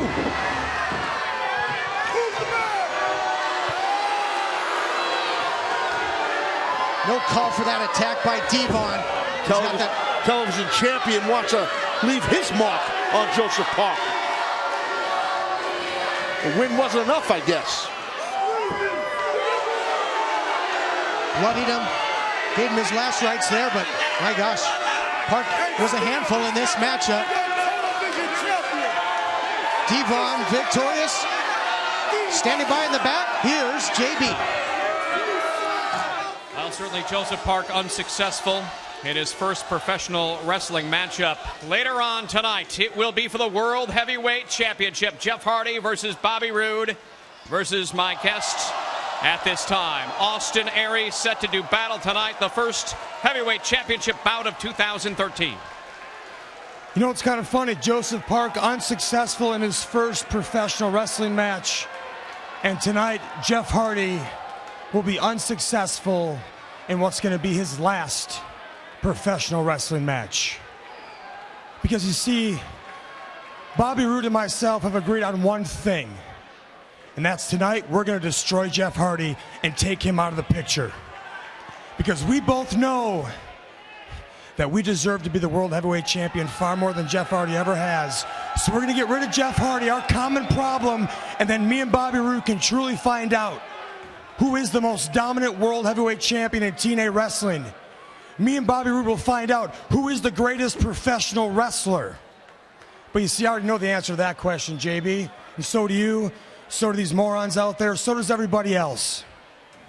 A-double Austin Aries is the common denominator of greatness. A-double Austin Aries is the greatest professional wrestler in the universe.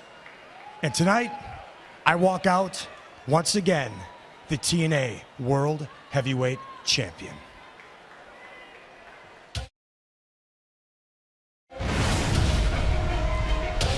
The following contest scheduled for one fall is a Knockouts Gauntlet match.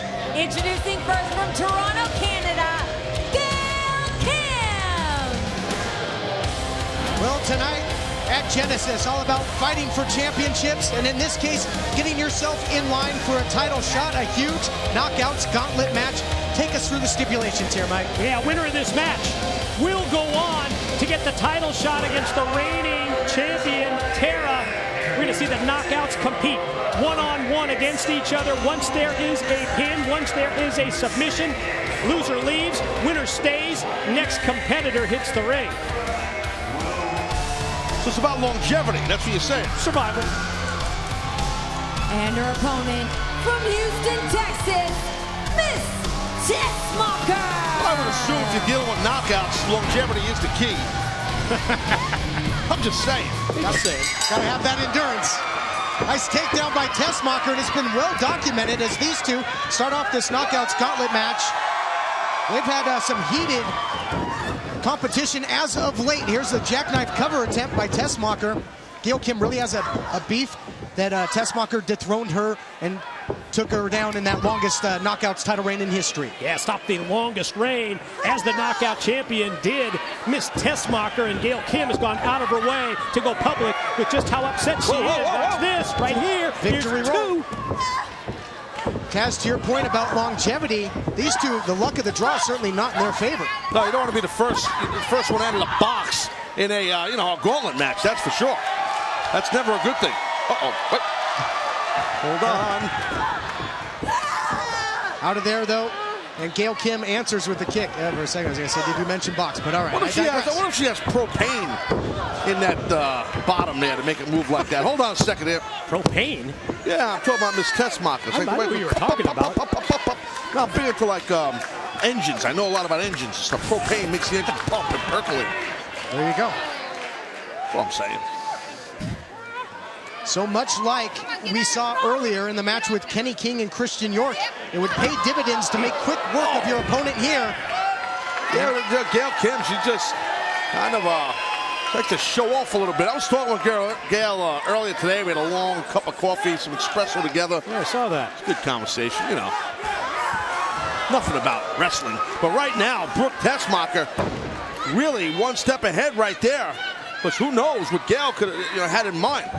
He's pretty good off those ropes. You know, it's not often that the knockouts are involved in a gauntlet match, but you go back to October of 2007, Bound for Glory.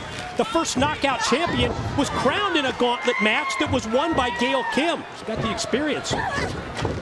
Yeah, I happened to notice earlier on Twitter that Gail Kim noted that, hey, I believe my record in gauntlet matches is 2-0. Look at this. Told you, there's propane involved with that. Oh! Well, explosive move there. Drove her face first into the mat, trying to eliminate Gail Kim. Again, to your point, Mike, when a knockout is pinned or forced to submit, they head to the back, and the next contestant comes to the ring in this Knockouts Gauntlet match until only one remains. Eat defeat by Kim. She's going to have it. She's going to have it. Miss Tessmacher has been eliminated. Wow, that's a big win right there for Gail Kim. Your next participant from Minneapolis, Minnesota, it's ODB. Oh, boy. Yeah. Talk about propane. There's a couple of propane tanks coming right at you. And she's probably got some high octane in that flash. Oh, wait a minute. Gail Kim taking the fight right to her on the ramp, but runs right into those propane tanks. And if you think about it, for Gail Kim, first Miss Tessmacher, now ODB, two totally different styles that she's going to have to deal with here. But that's really the key in a gauntlet. and able to compete with everybody on the roster. What is ODB? She's got stuff pulling out wide. She's got a little pocket. She's got a flash. She's got all sorts of little gimmicks everywhere. What's going on with her? Got a crazy haircut going. What's going on with the pocket? Trying to put maybe that wedding ring away for safekeeping. You know, it's the first time we've seen her back in action. Whoa, whoa. Oh! Man, those are some swats right there on the buttocks of Gail Kim. First time that we have seen ODB in the ring. We've seen her several times on Impact Wrestling talking about that brutal beating that happened to her husband Eric Young at the hands of Aces and Eights. Yeah, she's just been so distraught, trying to get back on track. If she can win this Knockouts #1 Contender Gauntlet match, certainly would go a long way to doing that. Looked like ODB was trying to muscle Gail up to that top turnbuckle on the other side of the ring, but Gail fought out of it. Gail Kim just got to keep that fight going here. Got the victory over Tessmacher with the defeat. Look out, full head of steam. Splat right into Gail Kim. Oh, man. Full head of steam, full head of propane. Talk about steam. Here comes some steam. Yep, pretty humid down there in the dirty south. Holy cow. Subtle, Todd, subtle. Begging you right over the head like a sledgehammer. You're killing me. I'm trying. Oh, you sure are. Stacks her up into the cover, though, is ODB trying to eliminate Kim, who has been very impressive thus far in this Gauntlet match. Smashes those things. Nice forearm shot there by Gail Kim, looking for the cross body. But power at the ODB. That's strong. And she's powerful. Yep. Uh-oh. Oh, wait a minute. Oh, hey. High def. High def. Got the bloomer shot, everything. The brassiere's hanging out. A whole nine. Look at it. She's smashing her butt. A whole lot of spanking going on in this match as well. Here? I don't know who's beating up ODB more, herself or Gail. Gail Kim, nice counter as well by the first ever Knockouts champion, trying to get another shot. ODB puts on the brakes, counters with the boot to the midsection. Uh-oh. All right. Talk about putting on the brakes. Back of my head really landed hard. Cover the other way. Hook of the bloomers. And Gail Kim eliminates her second consecutive knockout. ODB stuck on her back like a turtle. Your next participant from Richmond, Virginia is Mickie James. 2 down for Gail Kim, but now she's got to get it on with Hardcore Country. When you talk about elimination type matches for a shot at the Knockouts Championship, it wasn't that long ago that Mickie James won a Knockout Battle Royal to become #1 contender. You're right, she wants to get right back in the title picture, and she can do so tonight, but first, gotta eliminate Gail. This might do it. Well, Mickie realized that she came right out fast, trying to get the upper hand on a worn down, tired Gail Kim. But again, you can see Gail's just in tremendous condition, and she's going to need it right now. Yeah, you don't want to give Gail Kim a chance to hang around in this thing. And Gail Kim, unbelievable, able to counter. And she's controlling the pace now against a fresh Mickie James, who just checked into this matchup. Whoa, and Gail talked about her record in gauntlet matches. November of 2011, Impact Wrestling, Mickie James won a gauntlet. At that point, became #1 contender to Gail Kim. So Mickie James, she's been there before as well. Gotta love it. You gotta love it. History lesson there by the professor. Nice reverse neck breaker by Mickie James. And looking back to that Knockouts Battle Royal, was actually Mickie James that eliminated Gail Kim. Can she eliminate her tonight? They were the last 2 left in that Battle Royal. Can she eliminate her tonight in this gauntlet match? Reversal now by Kim. Going tweeners there is Mickie James, and catches her with the enziguri.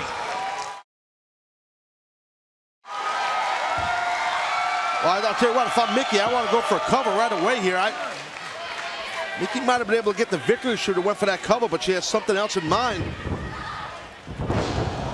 Takes her down with the flapjack. Having her way with Gail Kim, who has already had to endure 2 different opponents and got the best of both of them, but Gail trying to regroup, just get out of the ring. Sound strategy by Gail Kim. Played possum.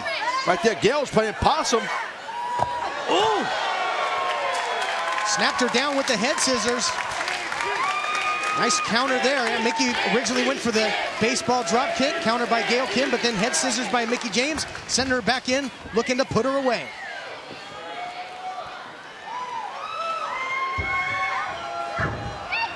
Look at this, Gail Kim grabbing referee Taryn Terrell.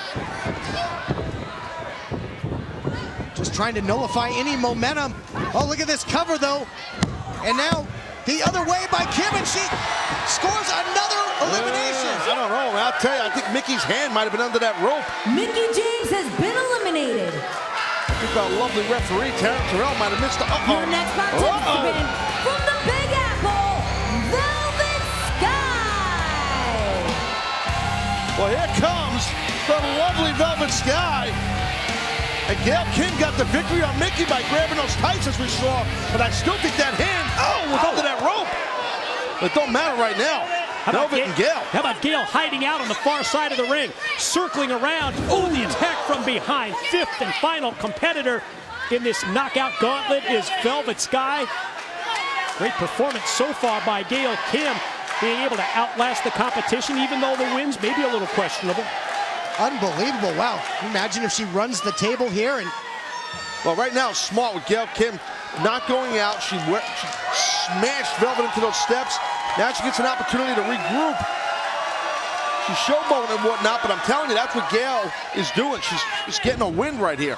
Excellent point, Taz. Yep, able to catch a breath, but she's been taking it right to her opponents, not waiting for opponents to meet her in the ring, has attacked them on the ramp now on the outside of the ring.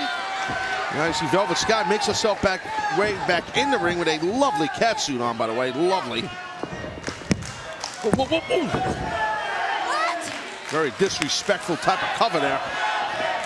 Hook of the leg now by Gail Kim. Looking to make it a clean sweep here in this Knockouts Gauntlet matchup. How impressive would that be? Stacks her up. Third pin attempt in a row.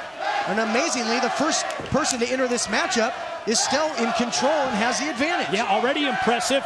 The eliminations of Tessmacher, ODB, and Hardcore Country Mickie James. Here's the roll-up. Inside cradle.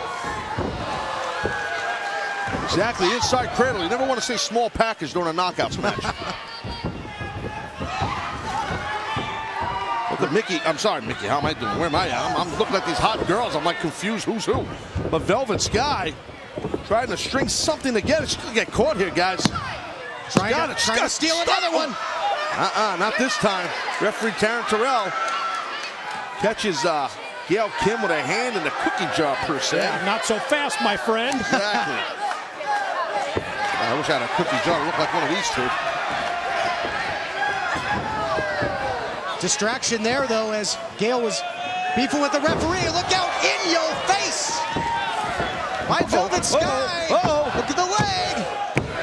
And Sky picks up the win and finally able to eliminate Gail. Did you see the foot of Gail Kim? Gail's foot, that broke the plane. That was up to the bottom rope. And #1 contender, Velvet Sky. Well, turnabout's fair play. Good for Velvet, but I'll tell you what, if we're throwing this thing down the middle, even Steven, I mean, that foot of Gail, Mike, you saw it, right, my friend? I'm not seeing things here, right? Win at all costs here, isn't it? And take the victory no matter what. I didn't ask you that. I think you're right. I think it may have broken the plane. I'm with you there as well. But regardless of that, Velvet Sky is going to go on and get a title shot against Tara for the Knockouts Championship. I think that's awesome right there for Velvet Sky. I'm sure there'll be a big victory party tonight at the Marriott. I'm sure she'll invite me. I'll be over there. It's going to be crazy, I'm telling you. You two guys won't be there. I promise you, neither one of you fellas. Whole lot of action in this gauntlet matchup.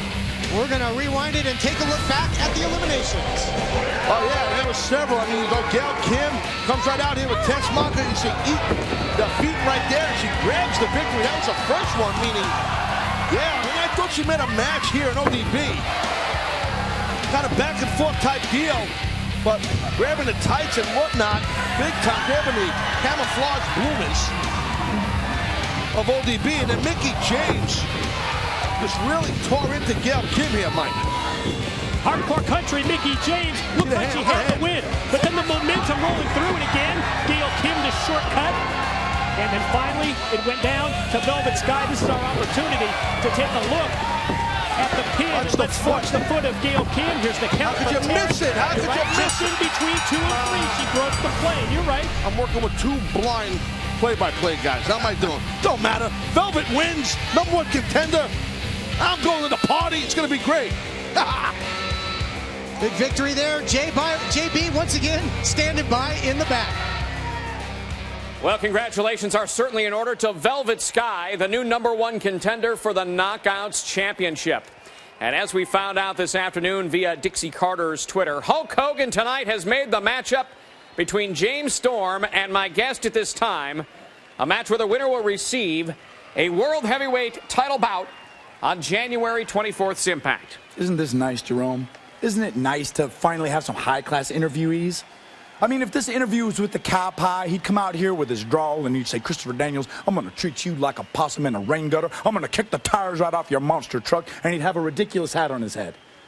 And every hick, hillbilly, and hobo from Butt Lick, Kentucky to Assbag, North Dakota might sing along with that song. But the problem is, my main man and manager extraordinaire for one night only, Francois Kazarian, he and I aren't part of that demographic, Jimbo.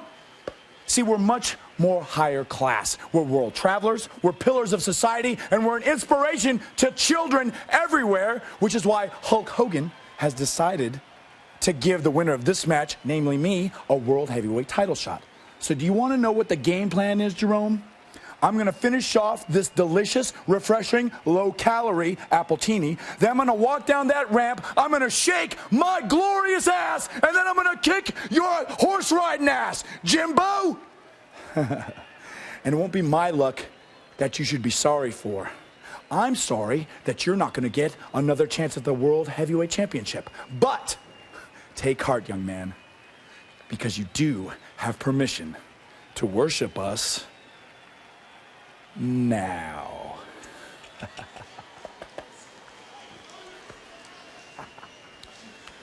It's up next.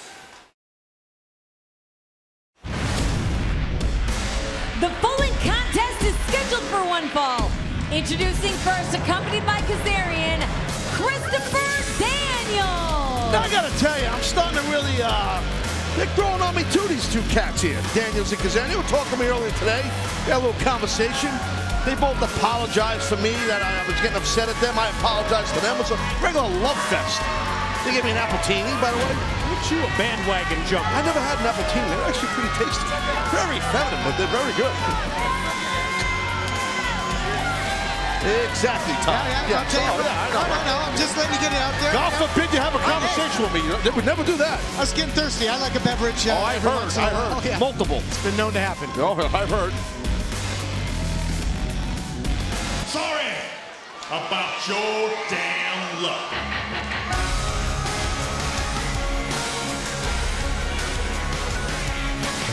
And his opponent from Leapers Fork, Tennessee, the Cowboy, James Storm.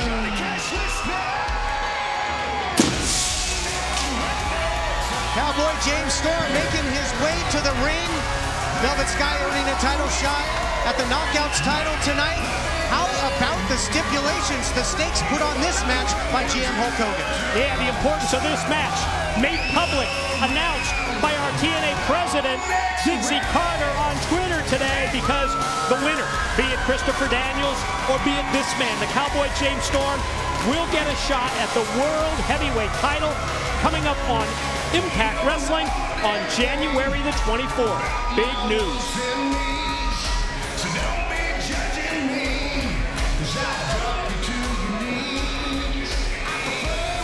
Daniels trying to sneak in there. Get the sneak attack, no surprise, but the Cowboy wise to it. Both these men, former buddies, right? I mean, former friends from back in the day, Mike. You knew these guys back when. True. And when you think about how long Daniels and Storm, wait, no, what's this? We'll touch on that in a second. Oh, I know what this is about. What is it? Todd, you saw this as well earlier today. Kazarian showing both of us the paperwork. Tell everybody about it. Unbelievable. He has himself an official manager's license. I thought those were only things of myth. Whoa. Why is that unbelievable? The man is a well-qualified competitor, Kazarian. What does that have to do with being a manager? Well, he's got the credibility to be a manager. I'm sure he filled out the application paper, He the did. process. Yeah, he did. We saw all 3 pages worth. You go to manager's school, and that stuff happens all the time. You get licensed with the state. Let's move on, men. Shot at the World Heavyweight title on the line. You guys talked about it. These guys a long history. These two were one-time World Tag Team Champions together. Yeah, and believe it or not, even though both Storm and Daniels have been a part of the TNA and Impact Wrestling roster for many years, this is the first time that they have ever faced each other in one-on-one competition in a singles match on a pay-per-view event. That's absolutely amazing. I think the odds would be against that, but... Amazing. Well, it might be an overstatement, but then again, it might be... he likes the factoids. Given their That's tenure amazing. here. You think so? All right, anyway. I think it is. Nice headlock right and I'm there. glad that we're bringing you this match right here on Genesis. I think it's great that these guys are competing. I don't know if it's amazing, but it's awesome. Look at that hip toss right there. That's reversal by Storm. Just keeps working that headlock, those takedowns. Got the arm trapped there. And how big potentially is this opportunity for the Cowboy James Storm? You'll remember that back at Turning Point, he earned a shot at the World Heavyweight title. He lost it in a follow-up one-on-one match with Bobby Roode, so now he's got another shot if he can get by Christopher Daniels here tonight. Yeah, it'll boil down to Roode getting into the skin of his former tag team partner. It's when Storm put the title shot on the line. This another chance for Storm, and Daniels the opportunity as well to move into a world title match coming up on Impact. Both these guys have been so impressive in recent months, and wow, just sends him on a one-way trip right down to the canvas. Daniels hit hard, and now takes a ride to the outside. Taz, you talked to Daniels and Kazarian earlier today. I did the same thing with the Cowboy James Storm, and he told me that his game plan was going to be to try and surprise Christopher Daniels by out-wrestling him as opposed to fighting or brawling with him, and so far Storm doing real well out-wrestling Daniels. Yeah, very smart by the Cowboy. So I guess Daniels thought maybe he would go right, and Storm's going left by just out-wrestling. Now he's bringing the brawling now. Yeah, very the offense. That's what Storm has been doing so far, and doing it very effectively. Turning up that meter of intensity now, though, and brawling on the outside, and momentarily had to run off that official manager that's scurrying around out there, Kazarian. And again, Cowboy James Storm broke the count real quick. I don't know if you noticed that, but I did. And he broke the count to avoid a count out. That's the mark of a true veteran, meaning the Cowboy James Storm. Absolutely, and with a title shot hanging in the balance, don't want to have a double count out here as Daniels begs off. Well, if you're gonna punch someone in the face, that's how you do it. Yeah, so much for trying to out-wrestle him, right? You're not kidding. Whoa. And that's a backdrop. That is a backdrop. Yeah. Very good. Yeah, he's 1 for 2. Learn something new every day. I hear you, buddy. And following up with the big right hands is the Cowboy. Just having his way with strikes. Daniels having to cover up. He's got to do something to come out of the blocks offensively in this match. You got to watch, you guys know, Daniel's very slippery. He's a sneaky guy, so look, he might be up to something Yeah, here. speaking of sneaky and slippery. How is Kazarian? Pulling his tights down. What's going on there? Oh! This is a distraction. That's all that was. Daniels now looking to follow it up and sends him to the outside hard. Trying to pull the arm right out of the socket, and then the bad landing for Storm, and now the involvement by Kazarian. Ooh, Kazarian like a wild jackal on the outside. Guess he learned that in manager school. Just so all over him. Well, certainly learned how to take advantage when the official's back is turned. Brian Stifler not seeing any of that. Indiscretion on the outside by Kazarian.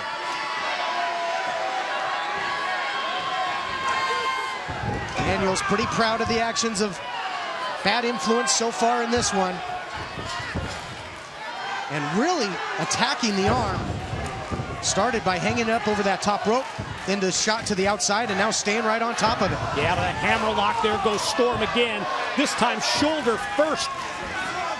Right into the corner.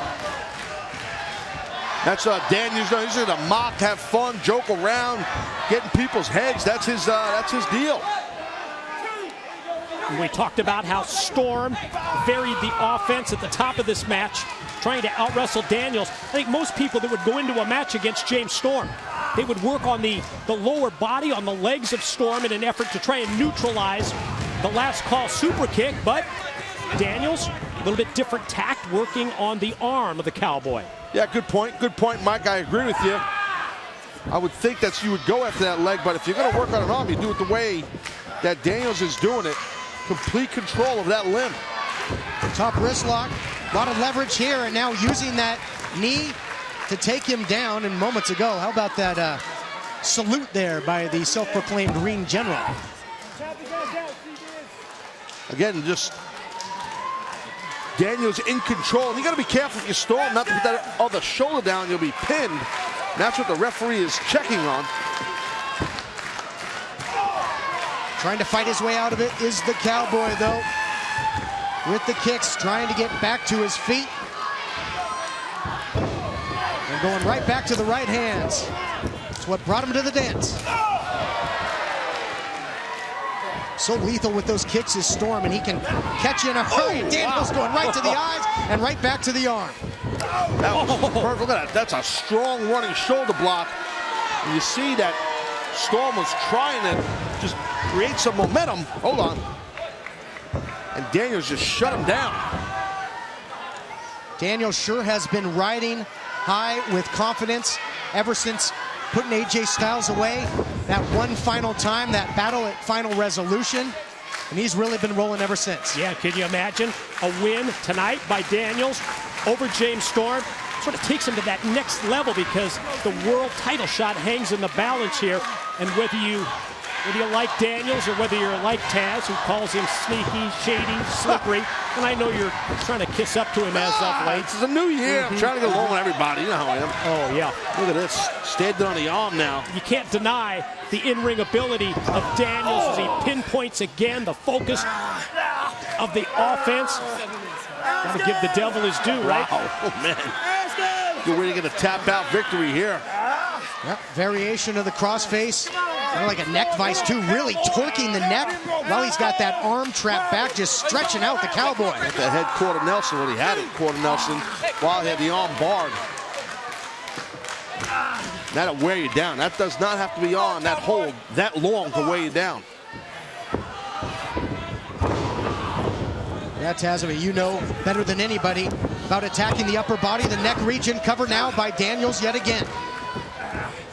Listen, that's, you know, it's the old expression, you know, you control that upper body, control the head, the body's going to follow. And if you're working on someone's shoulder and their arm and then you incorporate the neck and head, you know, you don't really wear them down. It works. Been a clinic by Daniels in terms of dissecting that one body part here as they work on the arm.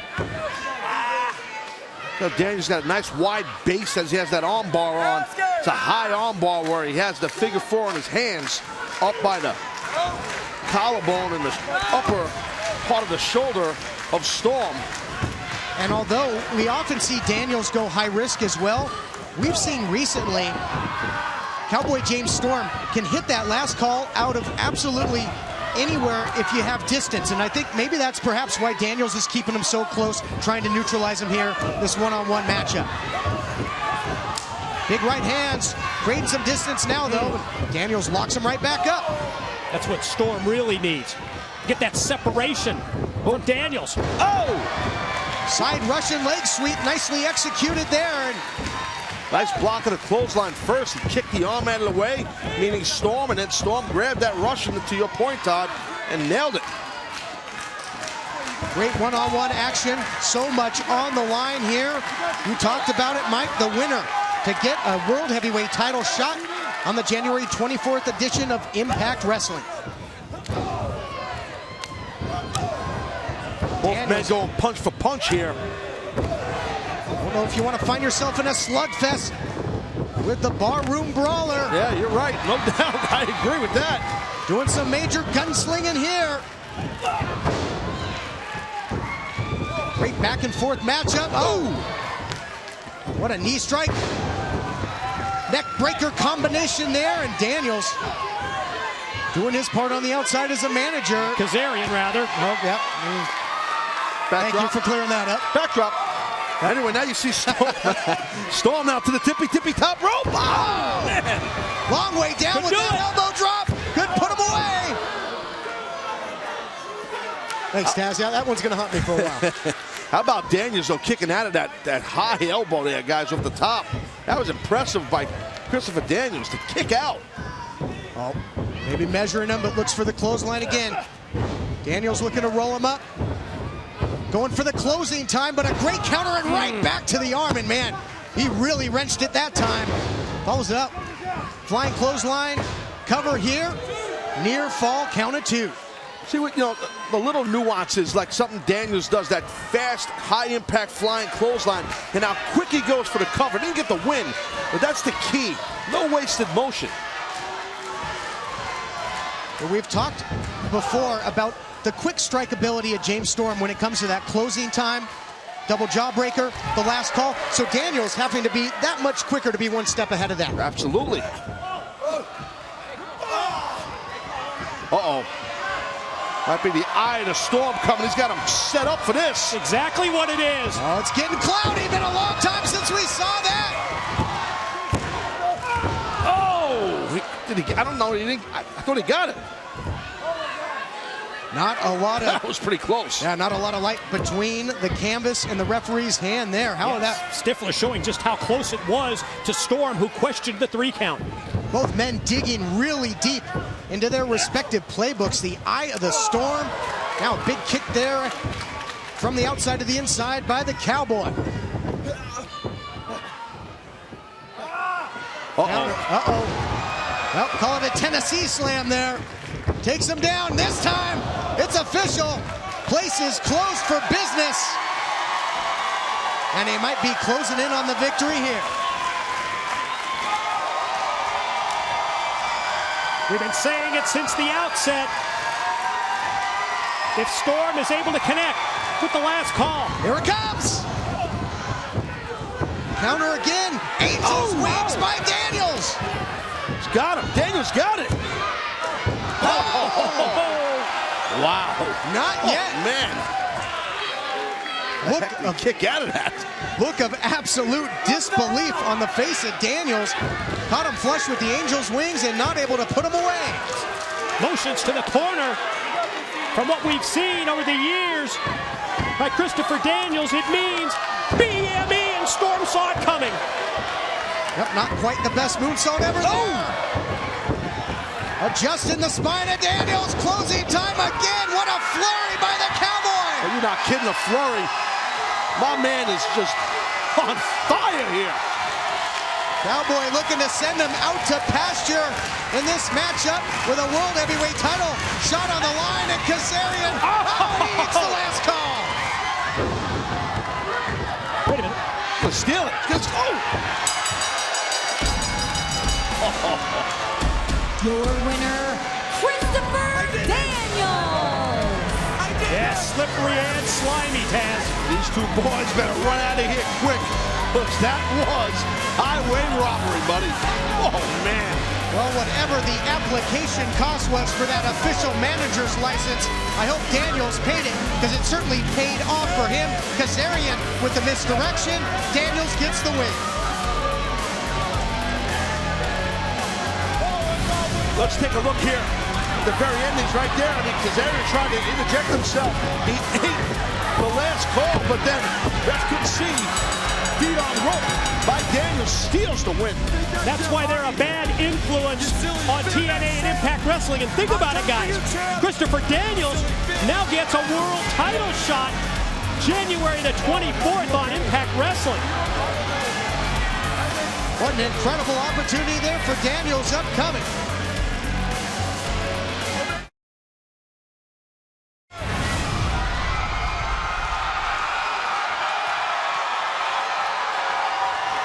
We look back to last Thursday, still completely shocked. Bully Ray dropping down to one knee.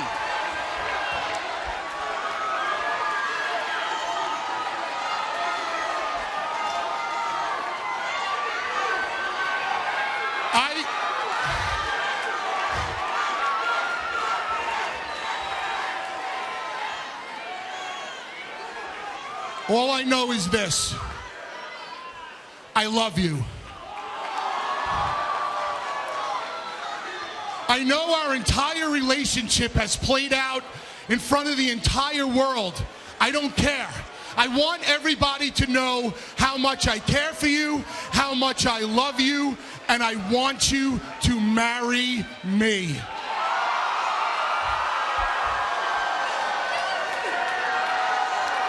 I'm still shocked.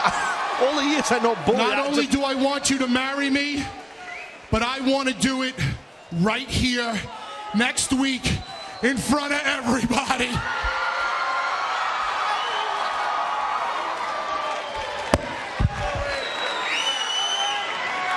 So as I was saying, I'm shocked. I mean, all the years I know this guy, Bully Ray, and one of my close friends, I just never expected this to happen.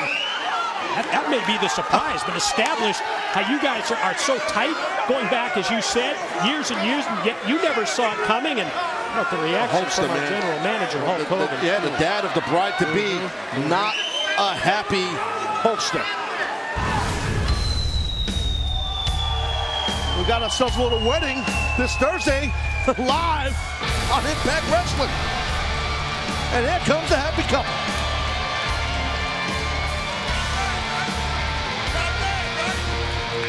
Pretty. not bad, Bully. Congratulations. I've never seen him as happy. I mean, I'm usually happy, or he's usually miserable, but he's so happy. Big shining smiles on the faces of Brooke and Bully, and a lot of glittering on that ring finger of Brooke as well.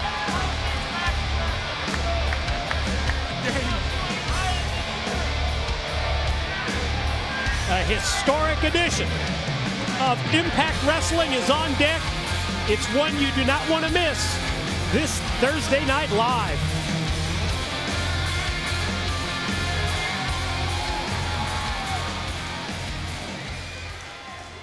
First things first, you look freaking hot tonight.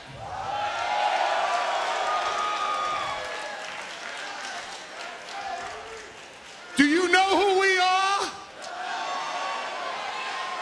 I'm Bully Ray. This is my fiance, Brooke Hogan. And we are getting married this Thursday night right here in the Impact Zone on Spike TV.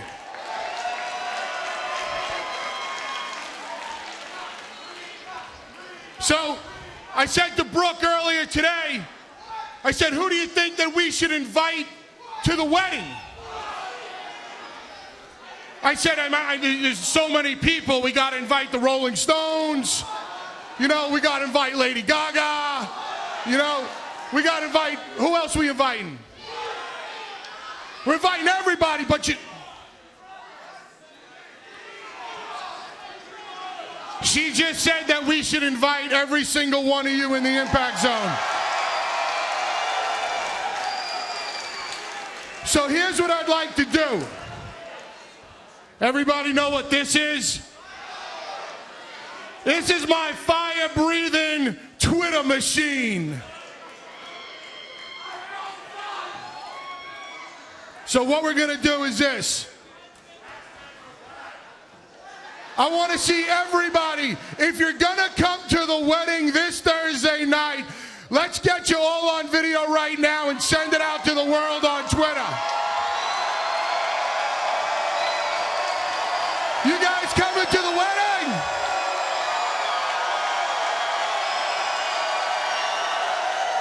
Are you coming? Oh, he didn't hit record. Everybody coming to the wedding.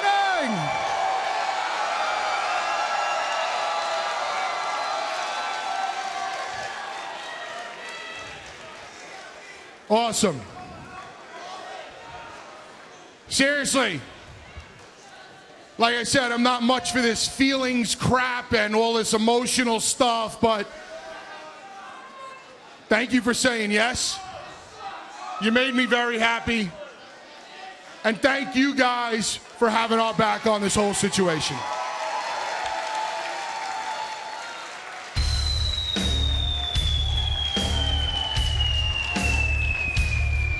There you have it. You've all been cordially invited to the wedding, Bully and Brooke, this Thursday on Impact.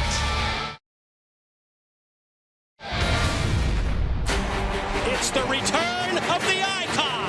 Hope this whole thing with aces and eights, it started with me. This is the Stinger saying, I'm going with you because I got your back, Jack. If everyone's ready to fight, then I say let's go Big Bob some back. Oh my God, whoa, look out! An enforcer for some of the biggest names in the business. Well, that's a big man with an even bigger reputation. Oh my God, look at this. Look out! Oh, not that hammer again, right on the ankle. I proved to my brothers that mask or no mask, the D.O.C. is the baddest son of a bitch on the TNA roster now.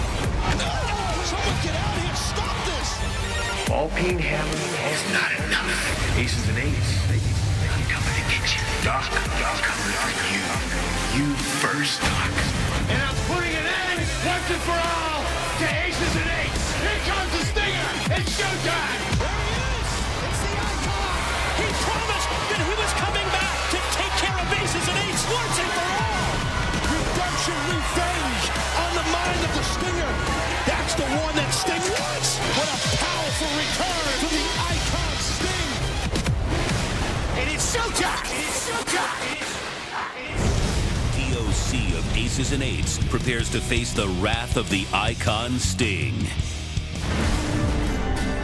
The following contest is scheduled for one fall. Introducing first, representing Aces and Eights, Doc!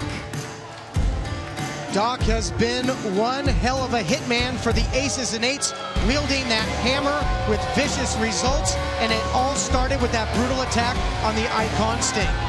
We just saw it verified. The pre-match video package told the story. And while Sting certainly has revenge on his mind, this is one big, dangerous dude, Taz.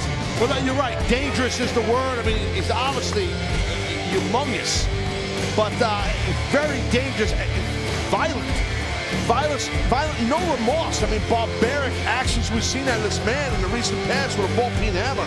I mean, just damn near criminal. Just no conscience at all. Zero.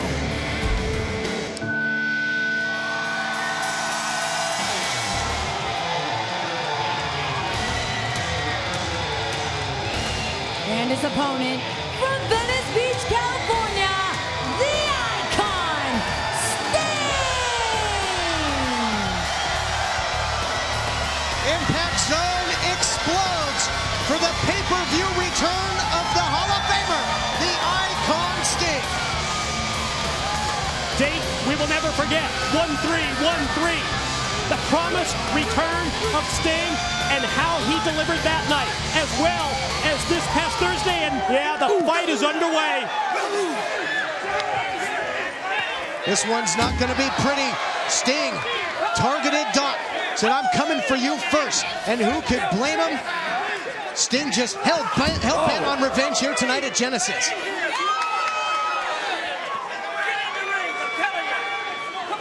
Sends him into the steps on the outside. Well, Sting definitely has a boatload of revenge on his mind. What a man. You see that punch? Yeah, and if you're going to battle with somebody like Doc, you know you got to go fire with fire right here and take it right to him. Well, listen, Sting has had an extremely long and obviously extremely very successful career. But there was some times in his career where he was a violent competitor himself, if some can remember that. I mean, so Sting can fight fire with fire. Now, when you do the Stinger wrong, you're going to pay for it. Oh, no! Oh, man. The gang tactics of Aces and Eights come to light with the cheap shots from behind on Sting. Sting had the offense. He had the confidence going here, but now these cheap shots have turned it around in favor of Doc. Yeah, that's all Doc needed. He needed that because Sting, once it was just straight up one-on-one, was all over him. Doc could not stop the assault. Yeah, Doc could not weather that early storm there by the Stinger, but the assist by Aces and Eights, and the tide has certainly turned, and now bell sounds and the match is official, and Doc trying to put him away right off the bat. Not that easy, my friend. Not that easy, big man. This big man just stalking the Stinger now. Guys, he's got to be 6'8", 6'7", right? I mean, humongous. Yeah. And Sting is cognizant of that. I spoke with him earlier today, and Sting told me he knew going in he was going to be at a size disadvantage.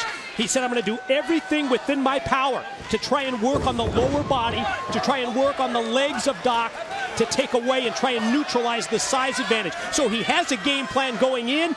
Is he going to be able to execute it against this big powerhouse? Well, and Mike, obviously, you know the rich history of the Stinger. Just think, in all his countless battles, how many just gigantic competitors he has faced, and he's been able to neutralize over the years. Well, he sure has, but he is in against one tough individual right now, and the advantage that Sting had earlier, totally taken away. Sting now hitting the cold steel of the steps on the outside after he had introduced Doc to them earlier on a number of times. Doc in firm control now, so he just keeps this methodical pace. Yeah, that sickening thud that we heard of Sting's body hitting those steps was something ugly. And there's no stopping right now. Big bad Doc, who also breaks the count. Doc has the size advantage. Yep. Heads up move there by Doc, because he wants to keep on the attack on the outside and just unloading shot after shot right to the temple there of Sting. Again, you know, we talked about it before this match started, how violent this guy is and damn near barbaric, and it just showed right there.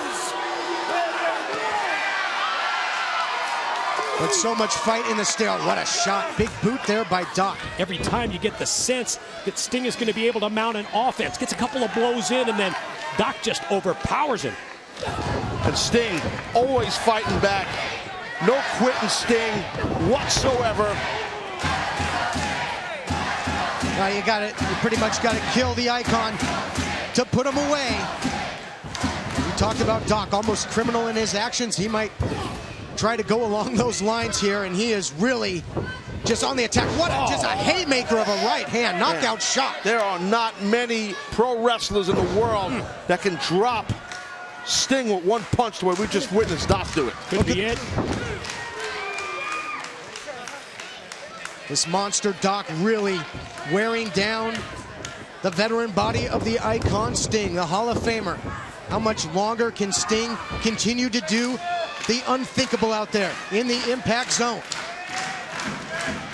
How many fights does this great veteran have left? Look at the size of that arm in this rear chin lock. Look at how thick and big that arm is of Doc. Sting needs to get to a vertical base to take off some of that pressure of that rear choke. Well, you're right. The arm is just wrapped completely around the head, almost like a vice, almost like a snake or a python just wrapped around his head. Knows what he's doing. He's got the proper grip, Doc.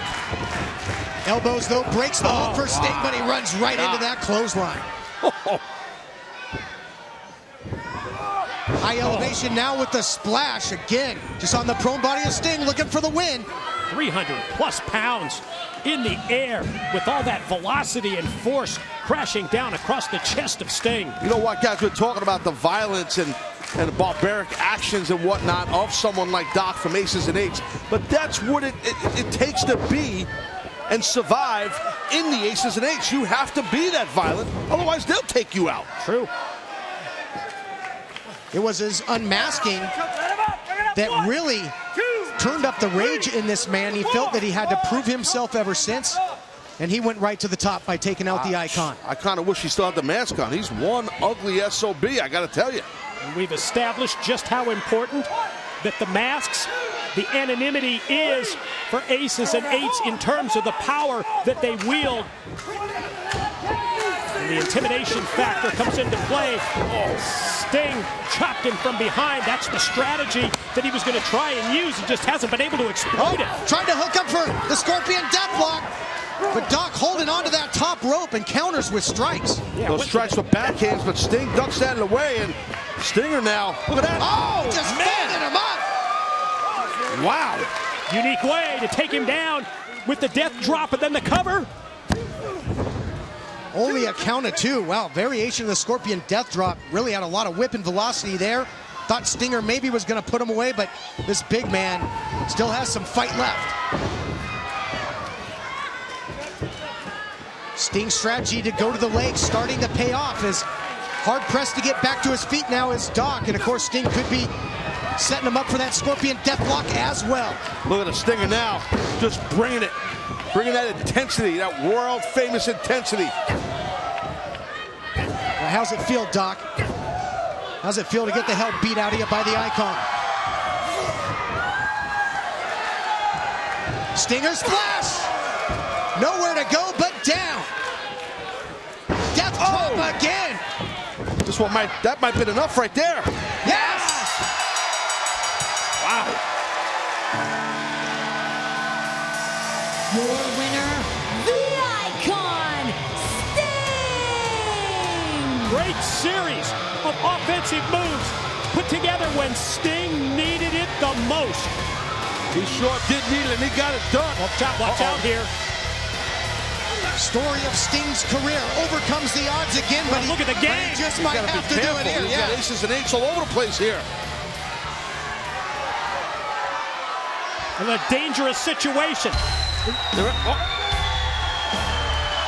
Oh boy. Here comes Bully. Yeah, the man that's been associated, the man that's been aligned with the Icon Sting. Fortunately for Sting, Bully Ray arrives just in the nick of time with the steel chain. Great victory by Sting, but he was in no condition to fight off the aces and eights. Bully Ray comes in for the save with that equalizer.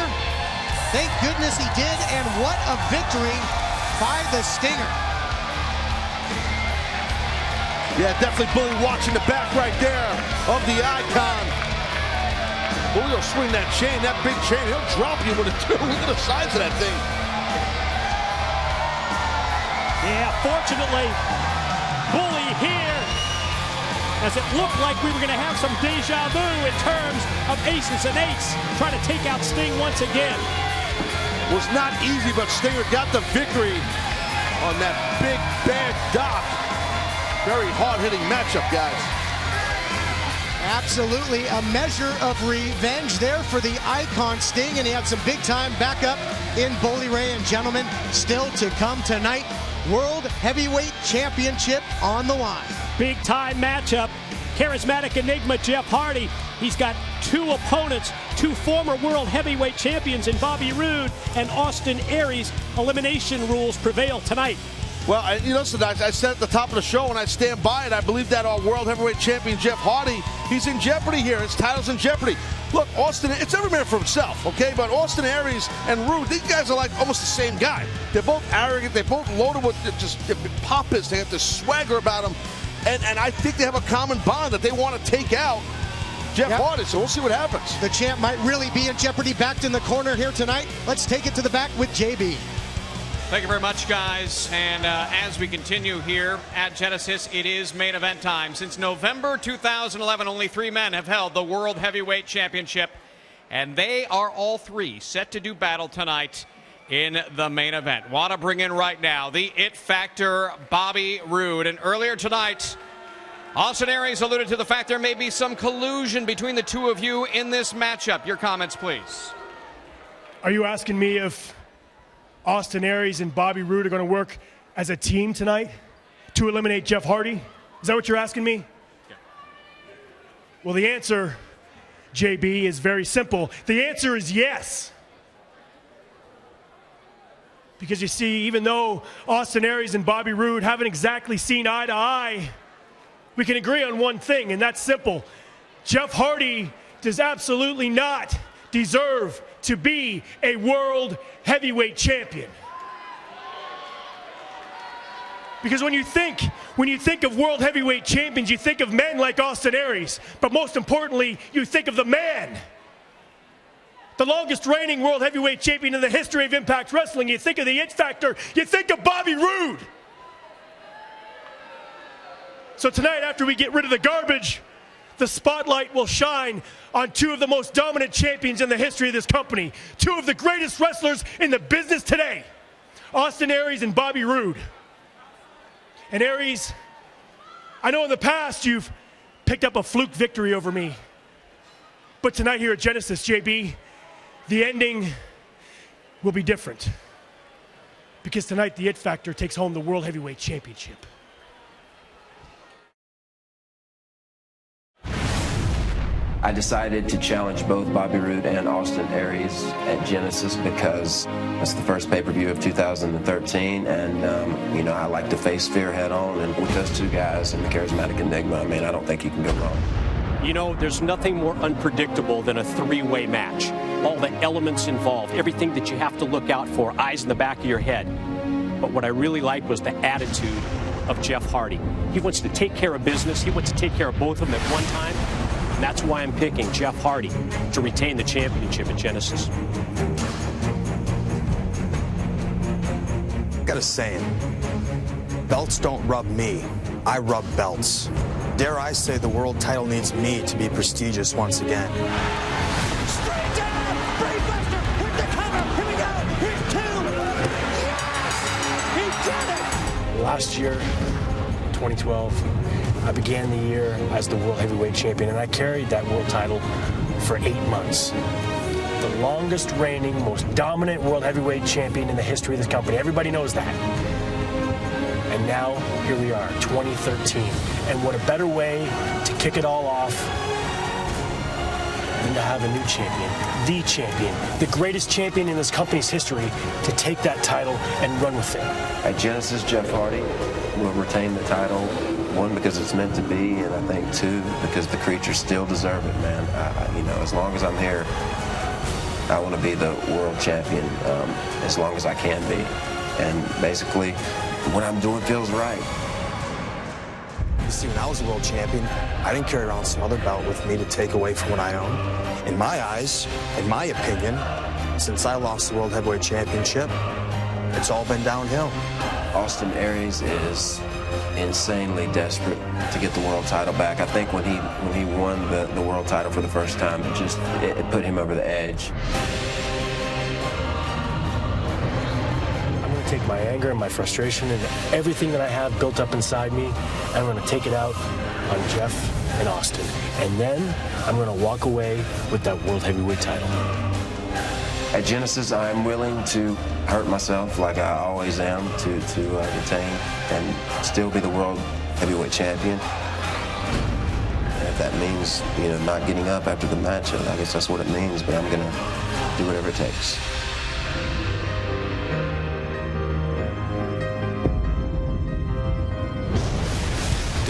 Austin Aries and the It Factor of professional wrestling, Bobby Roode, challenge the charismatic enigma Jeff Hardy for the World Heavyweight Championship. Main event time with the World Heavyweight Championship on the line, and the champ might be in jeopardy like never before. Taz and Mike, break it down for us. Well, basically, if you want to see here, you can see the size difference between the men from height and weight. Look, size advantage obviously goes to Bobby Roode. He's the bigger competitor. Hardy's got inch in height. Austin Aries not as big as the other two, but you got to watch Aries. Nasty competitor. Let's break it down with the bullet points for our main event. World champion Jeff Hardy, amazing level of confidence and courage, challenging both Bobby Roode and Austin Aries to the title match tonight at Genesis. Speaking of Roode and Aries, Thursday, Impact. We all witnessed the visual. The two challengers fighting for possession of Hardy's title belt. Will they work together against Hardy tonight? If it's to their advantage, it sure sounds that way. And tonight's elimination rules means it's all about one thing, survival, to succeed. You got to do everything in your power not to be eliminated first. Hardy has to be concerned about the mentality of the two challengers. Jeff needs to stand tall in light of the numbers game if he wants to remain world champ.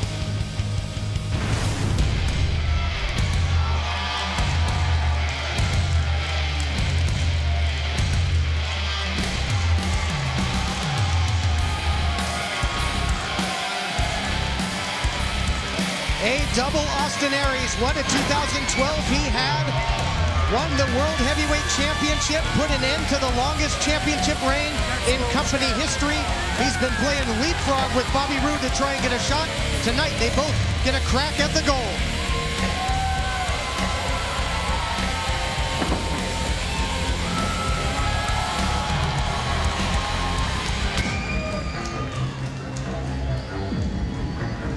I'll tell you, I found it interesting listening to Bobby Roode in that interview moments ago. I mean, he more or less said he's going to work as a unit with Aries to eliminate the world champion. Taz, you have been the most vocal of the three of us in terms of talking about how Jeff Hardy's world championship is in jeopardy. And after what I have seen and after what I've heard tonight, the pre-match interviews from both Austin Aries and Bobby Roode, I don't think there's any question that there is going to be collusion between these two. Could spell trouble for the reigning champion, the charismatic Enigma. Well, Bobby Roode and Austin Aries certainly share in their hatred of the current World Heavyweight Champion, Jeff Hardy. And per your rundown of the stipulations of this matchup earlier tonight, they can team up. They can eliminate Hardy, take him out of the equation, and it would come down to Aries, Roode with the title on the line.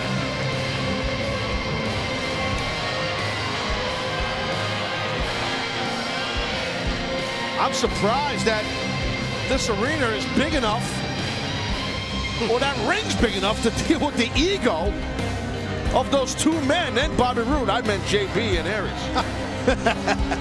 I'm joking.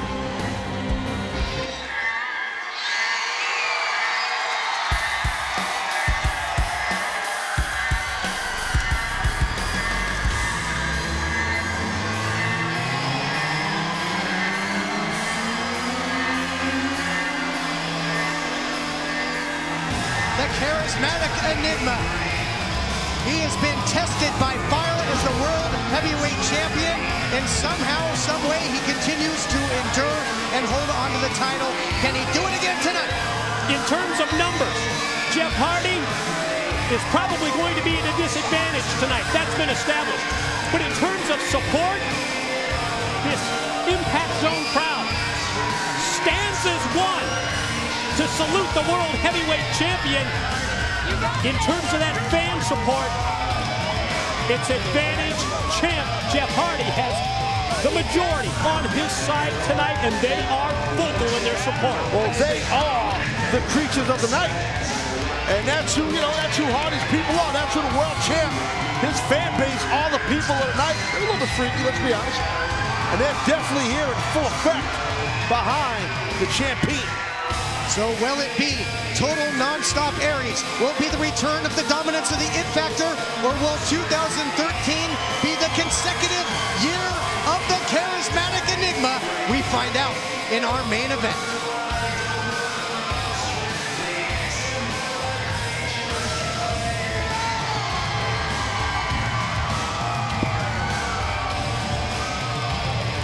Here to set the stage for our main event as only he can. Standing by, JB, take it away.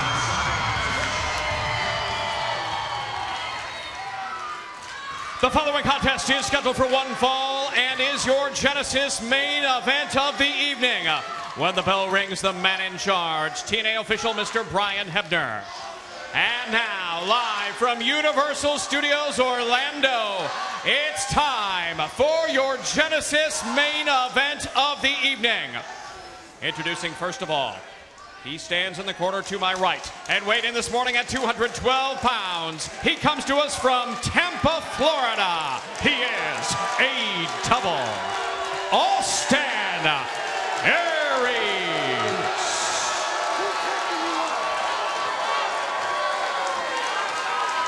And now, introducing competitor number 2, standing in the corner to my left, he weighed in this morning at 238 pounds and comes to us from Toronto, Ontario, Canada. He is the It Factor, Bobby Roode.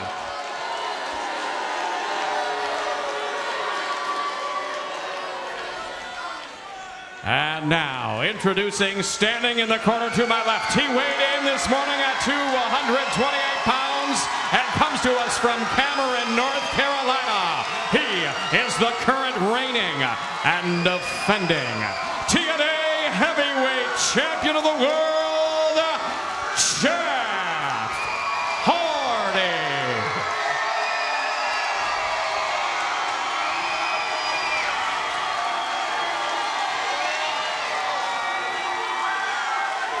As As always, the charismatic enigma, the world heavyweight champion, has his game face on. He's got the creatures behind him, but he's in there, as you mentioned, Mike, with the two most recent former world heavyweight champions. These three have had the title picture locked up for a long time. And no further need for any speculation from us three. It's time to see how this world title match, our main event at Genesis, will unfold. That's right, sit back, cinch him up. This is going to be one hell of a ride. Bell sounds, and here we go. Well, you can see it right here, both Aries and Roode. Quasi almost have Hardy cornered for a moment. They did. They're just looking at him. Roode's directing traffic. But Aries doesn't like to be dictated to.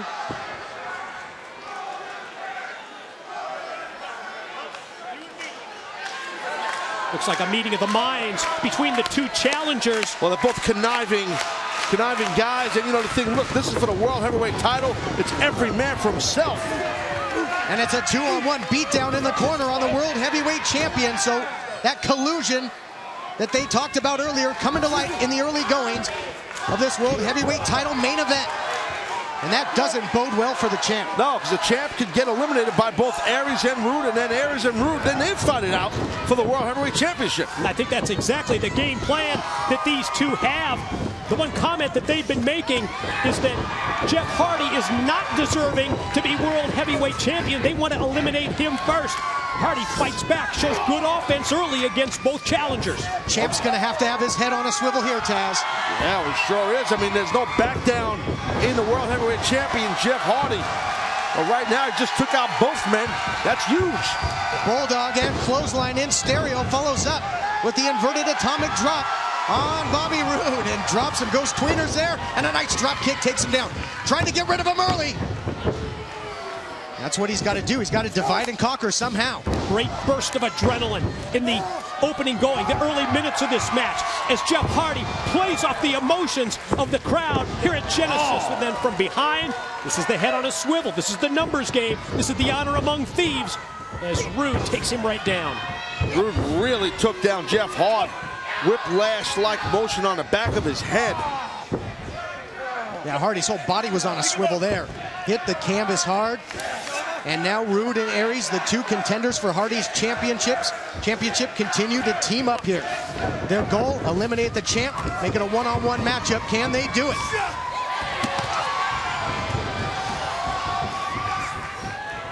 Hardy's got Aries. High impact, that alley-oop-like move that he's been executing ever since his world title matchup with Aries. Inbound for glory. Look out! Oh, man! Oh, God! Taz, Hardy talked about it. He's willing to sacrifice. He's willing to hurt himself. Well, let's take another look at it right here. You want to see sacrifice? Watch this. That's the World Heavyweight Champion trying to take out Bobby Roode. My God. A wild man, Hardy. But I mean, that ability to sacrifice, that throwing caution to the wind, that's really what has made Jeff Hardy who he is throughout his entire career. He's fueled by it. The man is fueled by that. Wow. Right into the double R spine buster there by Roode. See, now again, if Hardy would have been pinned, he obviously would have lost the world title, but he would have been eliminated, and Roode and Aries would do battle for the world title. And that one was close, and when you think back to how many opponents Bobby Roode has defeated with that spine buster, fortunate for Hardy to escape before the 3 count. Great counter there by Roode. Hardy was looking for the twist of fate and a nice back suplex, belly to back into the cover, looking to eliminate the champ again. And this is the pace that most fits Bobby Roode, where you can slow it down. Well, yeah, that's how he's systematic. You know, he's systematic, he's calculating, he picks his spots and he picks apart your body.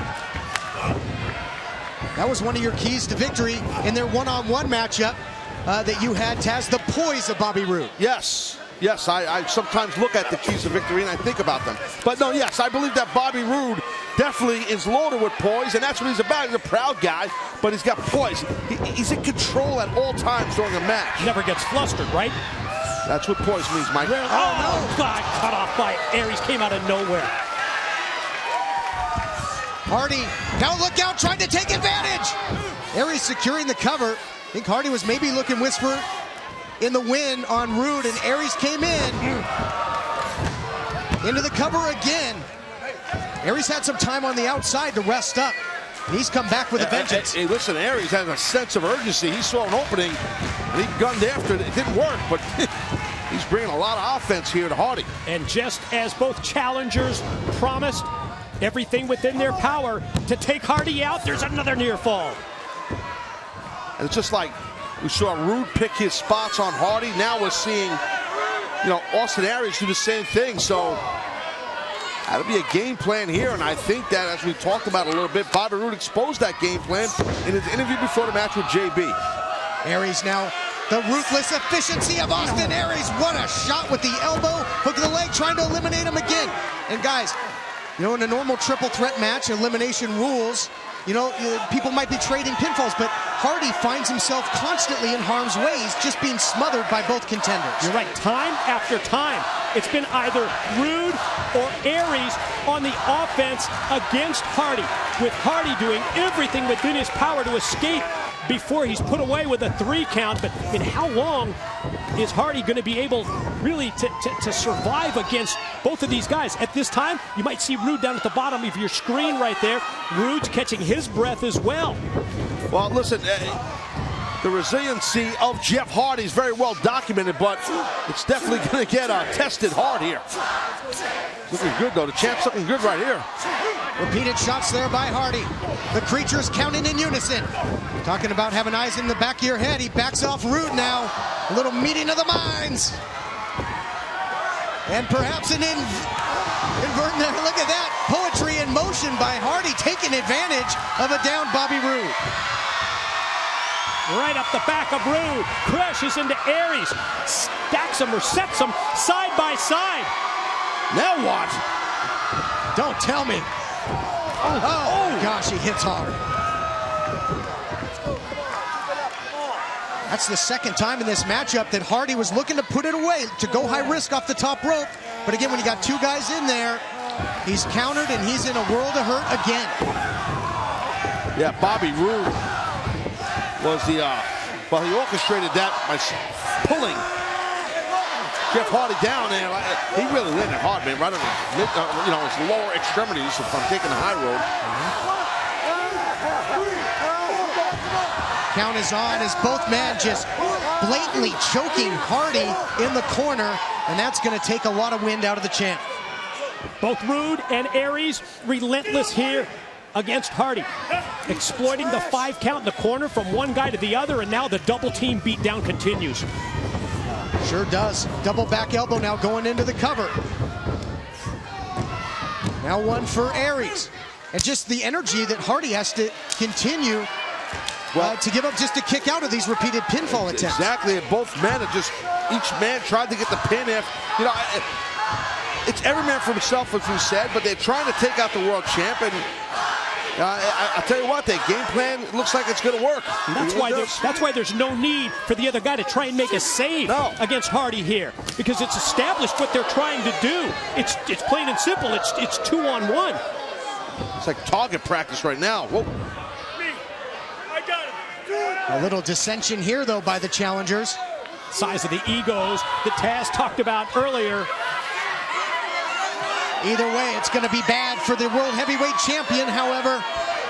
All the way from the top. Oh, huge superplex by Roode.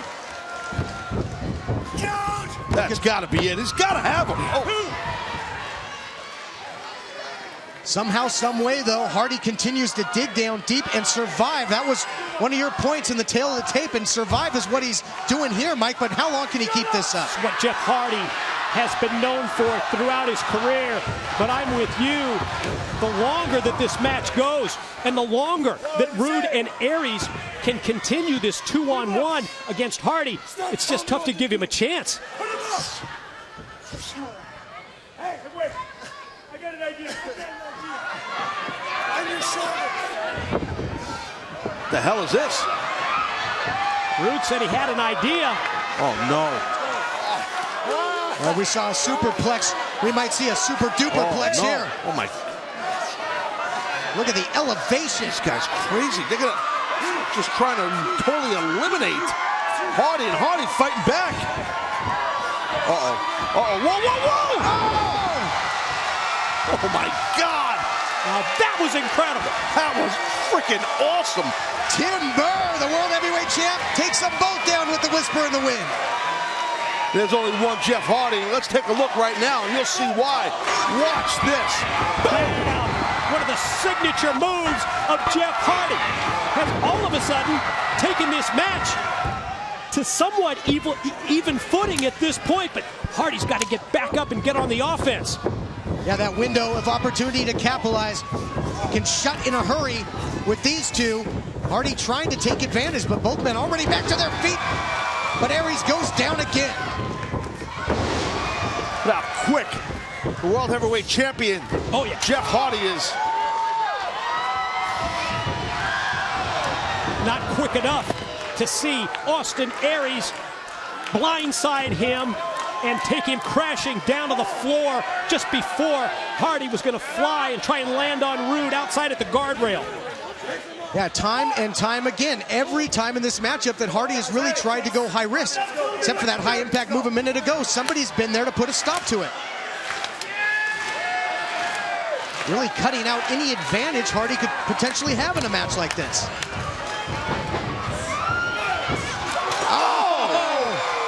There's the quickness of the World Heavyweight Champion. Oh, man. Aries inadvertently. Whoa! He just really smashed into Bobby Roode bad. Clear out at ringside, folks. Here we go. The champ taking advantage of his environment. Right into the rail on the outside, and a bad landing there into the steps.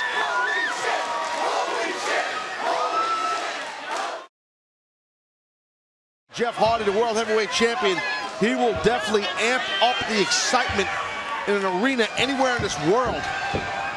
We're seeing it right here, man. He's really picking the pace up. Nobody to stop him this time. Realizes that he can't rest on his laurels. Can't take a second off. Trying to take out Aries on the far side. Quickly turns his attention to Roode. Gonna roll him in. Because also Hardy knows he's got to get the pin. Or he's got to get the submission win inside the ring. Good point, Mike. Yep, he's got to incapacitate one of them on the outside, roll the other one in, and try and put him away. And he's only got a short time to do it. Aries cuts him off yet again. Uh-oh. Jeff might be in trouble here.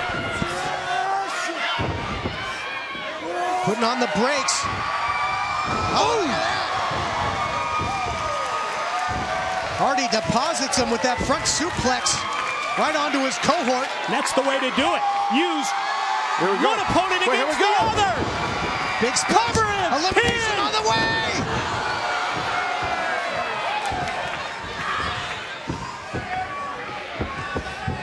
Another close call there, trying to take advantage. So tough.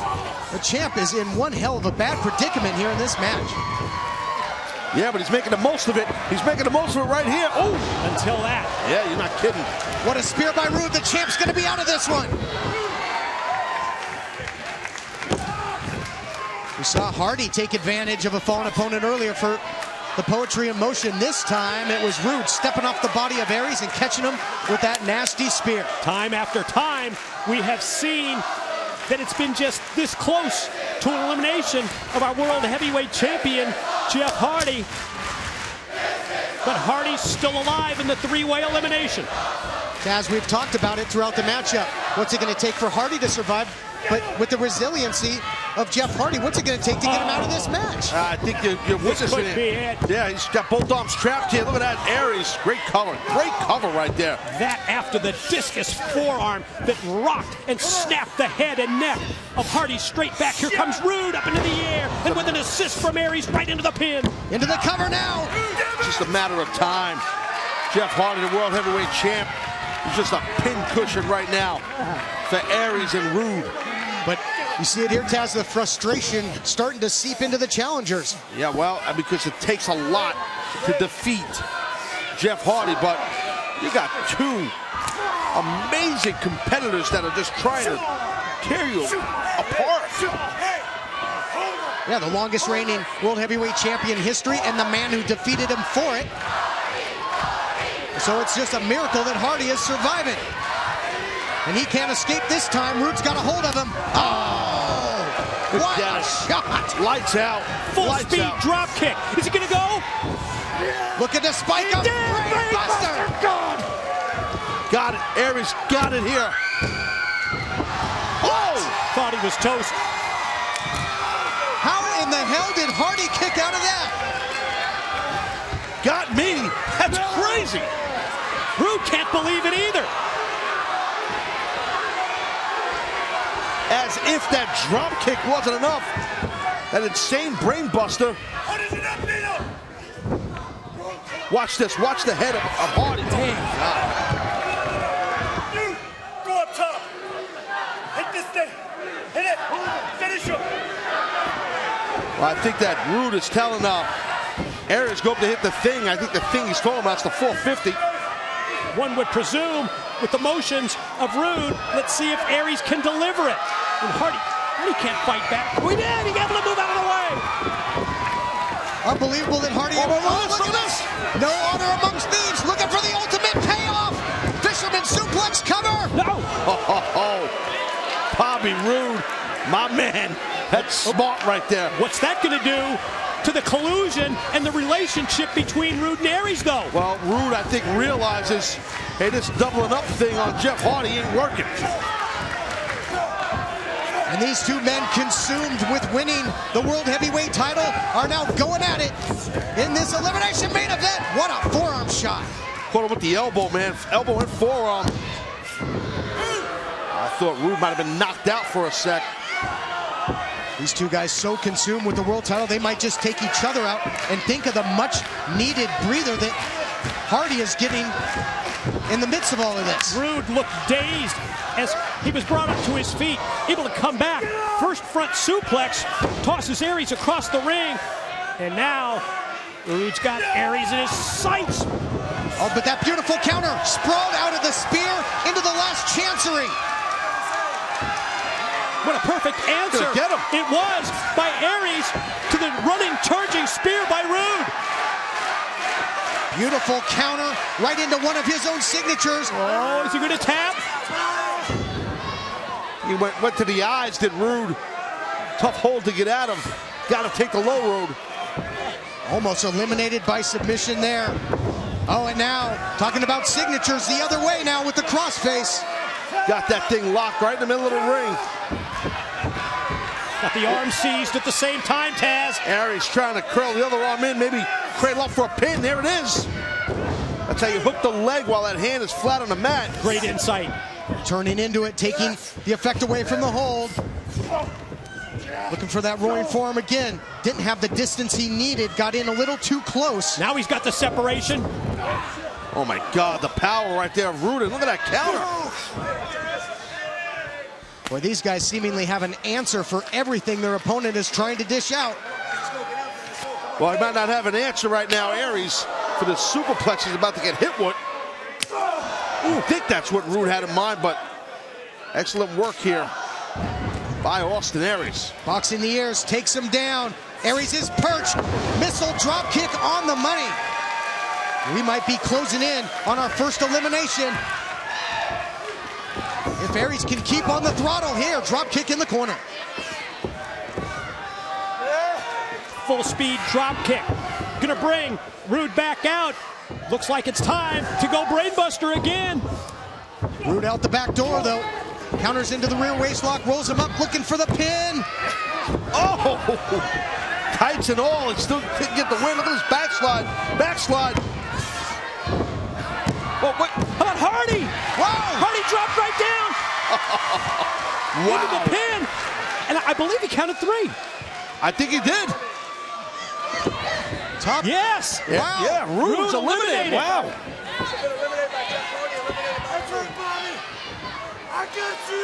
Aries and Roode trying to take each other out. And how about the opportunistic World Heavyweight Champion?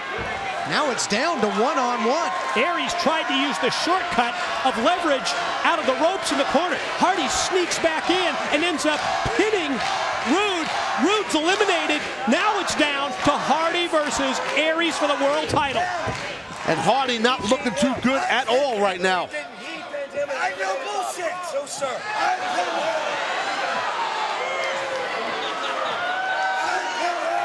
I think Aries complaining that he didn't get credit for the pin on Roode, but either way, who cares? It's Roode. Yeah. Exactly. Why beef about that? There's that ego you talked about. Oh! No time to argue about it again. Now. Aries counters, though. He's a master at it. These two know each other so well. Think of the battle. Oh, God! Twist of fate through the ropes, head first. I've never seen that before. Ever seen that before. That was one hell of a nosedive. Jeff Hardy's gonna fly. Can he hit it? Can he hit it? Yes! Swanton bomb. Cover. Unbelievable. The winner of the match, Chance Tenay, TNA Heavyweight Champion of the World, Jeff Hardy. Wow.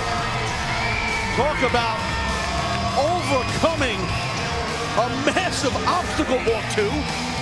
The world champ just did that. Wow. Guys, let's be honest. What we have just witnessed, one of the gutsiest, one of the most courageous efforts and performances ever by the world heavyweight champion, Jeff Hardy. You're right, Taz. Appeared as if the deck was totally stacked against Hardy. But amazingly enough, the charismatic Enigma is able to do it and win the elimination match tonight. He's still got the title. Unbelievable. Yeah. He's going to have some bumps and bruises tomorrow, I can assure you that. I mean, this was not an easy task. I thought for sure. I mean, I had Jeff Hardy losing this match. I really thought he would lose his title. I really did. Now, you said it from the get-go, Taz. If there was ever a night that the World Heavyweight Champion was ripe for the picking, it was tonight. Gonna take a look back at some of the action. Yeah, you know, we hit on this before the match started. That man right there, Bobby Roode, in an interview before the match, JB basically said, hey, look, Austin Aries and I are going to work as a cohesive unit, and we're going to double up on Hardy. Well, they did. They did it a lot, and it worked a lot. But Hardy never quit. He never gave up. No matter what these men brought to him, he kept bringing the fight back like a valiant world champion. And at times it looked like this here in the superplex. We thought he was done. And that right there might have been a turning point for Jeff Hardy to amp up. And watch the impact here. Boom! Hardy gets out of the way. Roode gets drilled. And then Hardy just did his masterpiece. There was that suicide dive that started the dissension. Hardy started to roll, but look at that, the brain buster there by Aries. And then off the top, with Roode directing traffic, Aries goes for the 450. This is the great shot now. Aries tried to use the rope for the pin. Hardy sneaks in, and it's Hardy who gets the pin on Roode. The twist of fate, like you said, that we've never seen delivered like that before, Taz. And then this was it right here. After that insane twist of fate, Swanton bomb.